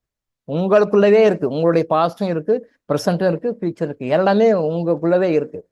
பட் அது வந்து ஆக்டிவேட் பண்ணாம அப்படியே வச்சிருக்கு. நான் படிச்சிருக்கோம் பாத்தீங்களா, மூளையினுடைய கெப்பாசிட்டியில மூளையினுடைய ஃபுல் கெப்பாசிட்டி 100% வச்சுட்டோம்னா அதுல பெரிய பெரிய சயின்டிஸ்டுங்க, ஐன்ஸ்டைன் மாதிரி, தாமஸ் ஆல்வா எடிசன் மாதிரி பெரிய பெரிய சயின்டிஸ்டுங்க, பெரிய பெரிய மகான்கள், யோகிகளே மேக்சிமம் 5% மேல யூஸ் பண்ணலையா. இது விஞ்ஞானமே சொல்லுது. மெய்ஞானம் சொன்னா நம்ப மாட்டீங்க, விஞ்ஞானம் சொன்னா நம்புவீங்க இல்லையா? மெய்ஞானத்தோட ஒரு பகுதி தான் விஞ்ஞானம், ஆனா விஞ்ஞானம் சொன்னா நம்புவீங்க, மெய்ஞானம் சொன்னா நம்ப மாட்டீங்க. அப்படி வளர்க்கப்பட்டிருக்கிறீங்க நீங்க தவறாக. Right, okay. விஞ்ஞானமே சொல்லுது மூளையினுடைய சக்தியில அதிகபட்சம் பெரிய பெரிய சயின்டிஸ்டுங்களே இப்ப நான் சொன்ன மாதிரி 5% தான் யூஸ் பண்ணிக்கிறாங்க, அதுக்கு மேல யூஸ் பண்ணவே இல்லை. ஹையஸ்ட் 5%. அப்ப 90% வந்து அன்ஐடென்டிஃபைடா அன்யூசபிளா இருக்கு, பட் இருக்கு, யூஸ் பண்ணல. அதே மாதிரி தான் உங்களுடைய லைஃப்ல past life, present life, future life, எல்லா லைஃப்பும் எந்த நாள்ல எந்த டைம்ல என்ன நினைச்சிங்க வெளியே பேசுறது ஒண்ணு, உள்ள நினைக்கிறது ஒண்ணு இல்லையா? நம்ம வெளில ஒண்ணு பேசுவோம், உள்ள ஒண்ணு நினைப்போம். அது வெளில என்ன பேசுனீங்க, உள்ள என்ன நினைச்சீங்க மறுபடியும் ரெக்கார்ட் இருக்கு, உங்க பிரெயினுக்குள்ளவே இருக்கு, உங்க தலைமண்டைக்குள்ள, உங்க மண்டைக்குள்ளவே இருக்கு. அதை ட்ரிகர் பண்ணி எடுக்கலாம், எடுக்கல, அவ்வளவுதான். எப்படி மூளையில வந்து 90% அன்யூஸ்டா இருக்கோ அதே மாதிரி இதெல்லாம் பிளாக் பண்ணி வச்சிருக்க போகுது. அப்ப எடுக்கலாம். அது எடுத்தா நம்ம கன்ஃபியூஸ் ஆயிடுவோம், அது எடுத்தா நம்ம வந்து மென்டல் ஆயிடுவோம், அது நிறைய குழப்பத்துல உண்டாக்குனால இறைவன் கருணையோடு அதை மறைத்து வைத்திருக்கிறது, அவ்வளவு. அது இறைவன் கருணை மறைத்து தான் வச்சிருக்காரு. ஓப்பன் பண்ண யாருனாலும் பண்ணலாம், யோக முறையில போயிட்டு ஓப்பன் பண்ணி பார்க்கலாம். Every individual can find out this truth by themself, by herself, by himself எடுக்க முடியும். ஸோ இந்த பாஸ்ட் லைஃபுக்கும் ப்ரெசன்ட் லைஃபுக்கும் இருக்கிற கம்யூனிகேஷன் என்ன? பாஸ்ட் லைஃப்ல நம்ம யாருக்கெல்லாம் கொடுக்க வேண்டியது இருக்கு, அவங்கள ப்ரெசன்ட் லைஃப்ல வெவ்வேறு நீங்க நினைச்சே பார்க்க முடியாத டைமென்ஷன்ல இருப்பாங்க, அவங்கள ஐடென்டிஃபை பண்ணி கொடுக்கும். அப்ப இங்க என்ன வருது? நம்பிக்கை தான். இல்ல சார் இதெல்லாம் ஏதோ கதை சார், இதெல்லாம் ஏதோ உடான் சார், இதெல்லாம் நம்ப முடியல சார் அப்படின்னு பேசிட்டு இருந்தா நாம ஒன்றும் பண்ண முடியாது. கடவுள் அப்படிதான் வச்சிருக்காரு, நீ நம்புனா வா, நம்பலைன்னா போ அப்படி மாதிரி வச்சிருக்காரு. அப்ப பாஸ்ட் லைஃப்ல இந்த லைஃப்ல சம்மந்தப்பட்டவங்க இருப்பாங்க, அவங்க யாருன்னு ஐடென்டிஃபை பண்ணி அவங்களுக்கு என்ன செய்யணுமோ செய்யணும். பாஸ்ட் லைஃப்ல ஒரு குடியை நீங்க கெடுத்திருக்கீங்களா, அவங்க சம்மந்தப்பட்ட ஏதாவது ஒரு லிங்க்ல வருவாங்க, அதை கரெக்டாக ஐடென்டிஃபை பண்ணி அவங்க குடியை சேர்த்து வைங்க, அவங்களுக்கு கல்யாணம் பண்ணி வைங்க. கல்யாணம் சொல்ல நீங்க பங்கு எடுத்துக்கோங்க. அந்த கல்யாணத்துக்குள்ள உங்களால் என்ன முடியும் பண்ணி பாருங்க, உங்க வீட்டில் கல்யாணம் தானா நடக்கும். தானா நடக்கும். நீங்க எங்கேயும் போக வேண்டாம். மாப்பிள்ளையா பொண்ணா தேடி வருவாங்க. உங்களுக்கு கடன் பிரச்சனை இருக்கா, யாருக்கு பணம் கொடுங்க கரெக்டாக ஐடென்டிஃபை பண்ணுங்க. அவனுக்கு முடிஞ்ச வரைக்கும் கொஞ்சம் கொஞ்சமா கொடுங்க. அவன் பணம் கொடுக்க ஆரம்பிச்சுட்டான், பணம் வந்துச்சு மனசால அவன் நினைக்க ஆரம்பிச்சாலே அந்த கர்மா அப்படியே வந்து உங்க பணம் கடன் தீர ஆரம்பிச்சு. வீடு கட்ட முடியலையா, வீடு அமைய மாட்டேன்தா, சொந்த வீடு அமைய மாட்டேன்தா, கஷ்டமா இருக்கா, தடங்களாகுதா, என்ன பண்ணாலும் முடியலையா, பிரச்சனையா, அந்த மாதிரி வீடு கட்டக்கூடிய அமைப்பு இருக்கிறவங்க யாராவது இருப்பாங்க, உங்க லிங்க் சம்மந்தப்பட்டவங்க இருப்பாங்க. அவங்க ஐடென்டிஃபை பண்ணி அவங்களுக்கு ஒரு ஹெல்ப் பண்ணி பாருங்க. உங்களுடைய பிளாக்கேஜ் எல்லாம் ஆட்டோமேட்டிக்கா வெளில போயிடும். நோயாளிகள் இருக்காங்களா, நோயால சஃபராறவங்க யாராவது இருப்பாங்களா, அவங்களுக்கு வைத்திய செலவு காசு கொடுத்து அவங்களுக்கு ஹெல்ப் பண்ணுங்க. உங்க நோய் மருந்தே இல்லாம சரியாகும். அவங்க அந்த மனசு, அப்பா யாரோ ஒரு மகராஜன் வந்தான் மருந்து கொடுத்தான், நான் அப்படி இருந்தேன், எனக்கு கஷ்டம், டாக்டர் போனேன், மருந்து சாப்பிட்டேன், நல்லா இருக்கேன், அந்த நல்லா இருக்கேன் அவங்க நினைக்கும் பொழுது அந்த அந்த மொமெண்ட்ல அந்த நீங்க எத்தனை கிலோமீட்டருக்கு அந்த பக்கம் எந்த கண்ட்ரில இருந்தாலும் அது அப்படியே டைரக்டா அந்த கான்டாக்ட் லிங்க், எனர்ஜி லிங்க்னு சொல்லுவாங்க, எத்ரிக் கார்டுன்னு சொல்லுவாங்க. எத்ரிக் கார்டு சொல்லுவாங்க, பிராணிக் லிங்க் ரேக்கு தான் எத்ரிக் கார்டு சொல்லுவாங்க. அந்த எத்ரிக் கார்டில் அப்படியே டைரக்டா உங்களுக்கு வந்து பாசிட்டிவ் எனர்ஜி உங்களுக்கு வரும். உங்க பிரச்சனைக்கு அந்த என்னமோ சொல்லுவாங்க, சூரியனை கண்ட பனியை போல, சூரியனை கண்ட பனியை போல உங்க பிரச்சனை கஷ்டங்களா விலகும். ஏதோ தப்பு பண்ணியிருக்கோம், அதனால சஃபர் ஆகிறோம். அந்த தப்புக்குண்டான சரியான பரிகாரத்தை இந்த லைஃப்ல தேடாதீங்க. பாஸ்ட் லைஃப் சம்மந்தப்பட்டவங்க இந்த லைஃப்ல இருப்பாங்க. அதை உணர்ந்து அதை நம்பி நீங்க இந்த லைஃப்ல இருக்கிறவங்க சரி பண்ணி கொடுங்க, உங்க பிரச்சனை சால்வ் ஆகும். வாழ்க்கையில தீர்க்க முடியாத பிரச்சனைலாம் எதுவுமே கிடையாது, எல்லா பிரச்சனையும் தீர்க்கக்கூடியதுதான். என்ன கடவுள் திருப்பி எங்க வராலும் நம்பிக்கையில தான் கொண்டு வர்றாரு. ஸோ நம்பிக்கை வச்சு நீங்க அதை கண்ணுங்க, சரியா போயிடும். எல்லா மதங்களும் இதான் சொல்லுது, ஒரு மதம் ஒரு விதமா சொல்லுது அவள். சரியா? அதனால இந்த மறுபிறப்புல வந்து இருக்கிறவங்களை எப்படி ஐடென்டிஃபை பண்றதுன்றது உங்களுக்கு தியானம் வந்து ரொம்ப யூஸ்ஃபுல்லா இருக்கும். அப்போ வந்து நீங்களே செல்ஃப் டியூட்டரா மாறிடுறீங்க, நீங்க யாரும் டிபெண்ட் பண்ண தேவையில்லை. சப்போஸ் உங்களால் ஐடென்டிஃபை பண்ண முடியலன்னா நான் ஹெல்ப் பண்றேன், நான் சொல்றேன், கைட் பண்றேன், ரெஃபர் பண்றேன், பண்ணி கொடுக்குறேன். பட் என்னை டிபெண்ட் பண்ணணும் அவசியம் இல்லாமல் நீங்களே வர முடியும்ன்றதான் இங்கே நம்ம சொல்ல வருகின்ற உண்மை. சரிங்களா? ஐடென்டிஃபை பண்ணி கரெக்டாக ஐடென்டிஃபை பண்ணிடுவோம். உங்களால் முடியாதெல்லாம் ஒன்றும் கிடையாது. அதான் என்னுடைய குரு முதல்ல எனக்கு வகுப்படுத்தும் போது கண்ணையா தான் சொன்னார். முதல் நாள் சில விஷயங்கள் சொல்லி கொடுத்தாரு. முதல் நாள் அவருக்கு சொல்லி கொடுத்த விஷயம் 2 விஷயம். ஃபர்ஸ்ட் முதல் விஷயம் வந்து இந்த பிரபஞ்சத்தில் ரகசியம் என்பது எதுவுமே கிடையாது, எல்லாமே ஓப்பன் தான். நம்ம என்ன மனசை நினைக்கிறோம் கொண்டு எல்லாமே ரெக்கார்ட் ஆகும், எல்லாமே ரெக்கார்டில் இருக்கு, ஆகாஷ் ரெக்கார்டில் இருக்கு, அது இல்லாமல் 7 இடங்கள்ல இருக்கு. இந்த ரெக்கார்டை யாரும் எரேஸ் பண்ண முடியாது. நம்ம என்ன நினைச்சாலும் அதை ஆடியோவாகவும் எடுக்க முடியும், வீடியோவாகவும் எடுக்க முடியும். நம்ம தப்பு பண்ணவங்கன்னா எப்படி பண்றாங்க, இது யாருக்கும் தெரியாது, இது நமக்கு மட்டும்தான் தெரியும், வேற யாருக்குமே தெரியவே தெரியாது, இது ரகசியம், பரம ரகசியம், 4 செவத்துக்குள்ள தான் பண்றோம் அப்படின்னு நினைச்சுதான் பண்றாங்க. இல்லை, it is being recorded in 8 sources. Akash ரெக்கார்ட்ல ஒரு சோர்சஸ், அது இல்லாமல் ஒரு 7, எல்லா இடத்துலையும் ரெக்கார்ட் ஆகுதுன்னு தெரியாது. அதுதான் ரெக்கார்டை வச்சு பனிஷ்மெண்ட் நம்மளுக்கு கொடுக்குறான் அப்படின்றது தெரியாது. இது ஒரு விஷயம் சொன்னாரு. 2வது விஷயம் என்ன சொன்னார்னா, இதை வந்து நான் தான் செய்ய முடியும், என்னாலதான் முடியும், நான் மகான், நான் யோகி, நான் சித்தர் அப்படின்றது கிடையாது. Anybody can do it. இந்த உலகத்துல பிறந்த எல்லாருமே இதை செய்ய தகுதியுடையவர்கள் தான், என்னுடைய நிலைமைக்கு வர தகுதியுடையவர்கள் தான், எல்லாராலையும் பண்ண முடியும்.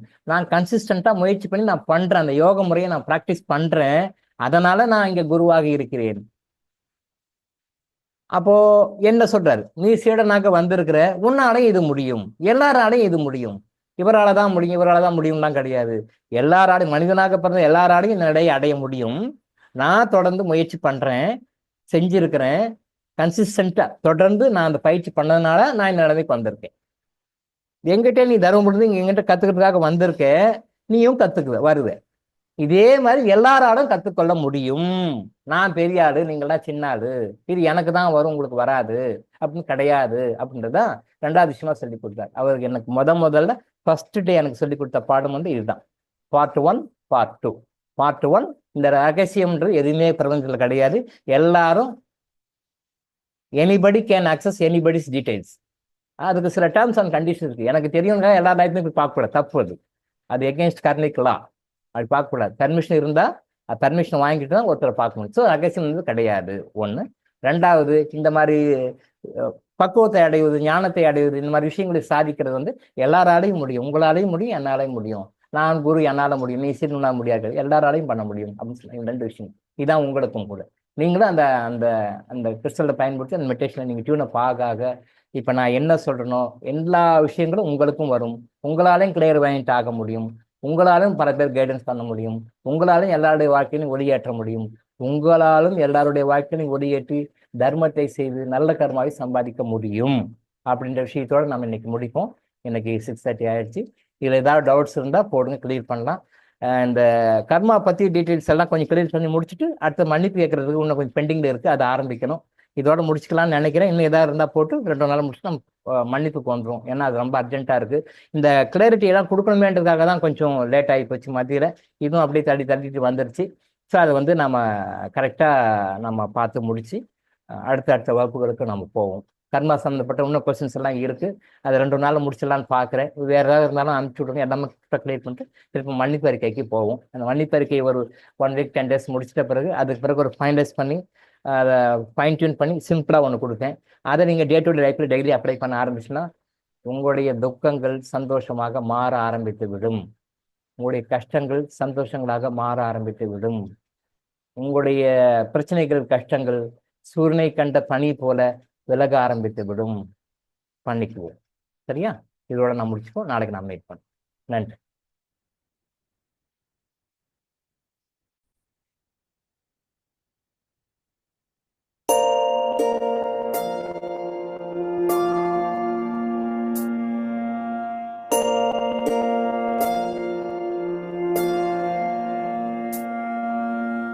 கருவாக்கி உருவாக்கி எனையாண்டு காத்தருளும் இறைவா நன்றி. எங்கும் நிறைந்தோனே, எல்லை இலாதானே, எங்கேயும் எப்போதும் என் குலம் காப்பவனே. நெஞ்சம் துணிய துணையாய் வருவாய், நேர்மறை உணர்வுகள் பெருகிடச் செய்வாய். உடலில் உறுதியை பெரிதாய் தருவாய், உனை உணரும் அறிவை என்னுள்ளருள்வாய். சுற்றமனைத்தும் காப்பவனே, செய்தொழிலில் ஏற்றம் தருபவனே, எடுத்த செயலில் வெற்றி கொடு, என் ஆற்றல் பெருகிட அருளை கொடு.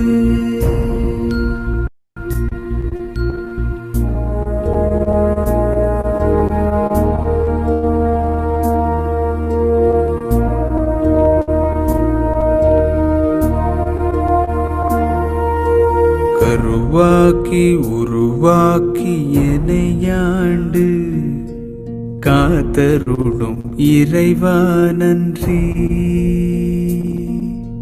வல்லமை தந்து நீ வளர்ச்சி கொடு, அகத்திலும் புறத்திலும் மலர்ச்சி கொடு. வளர்ச்சி கொடு, வளர்ச்சி கொடு, வளர்ச்சி கொடு, மலர்ச்சி கொடு.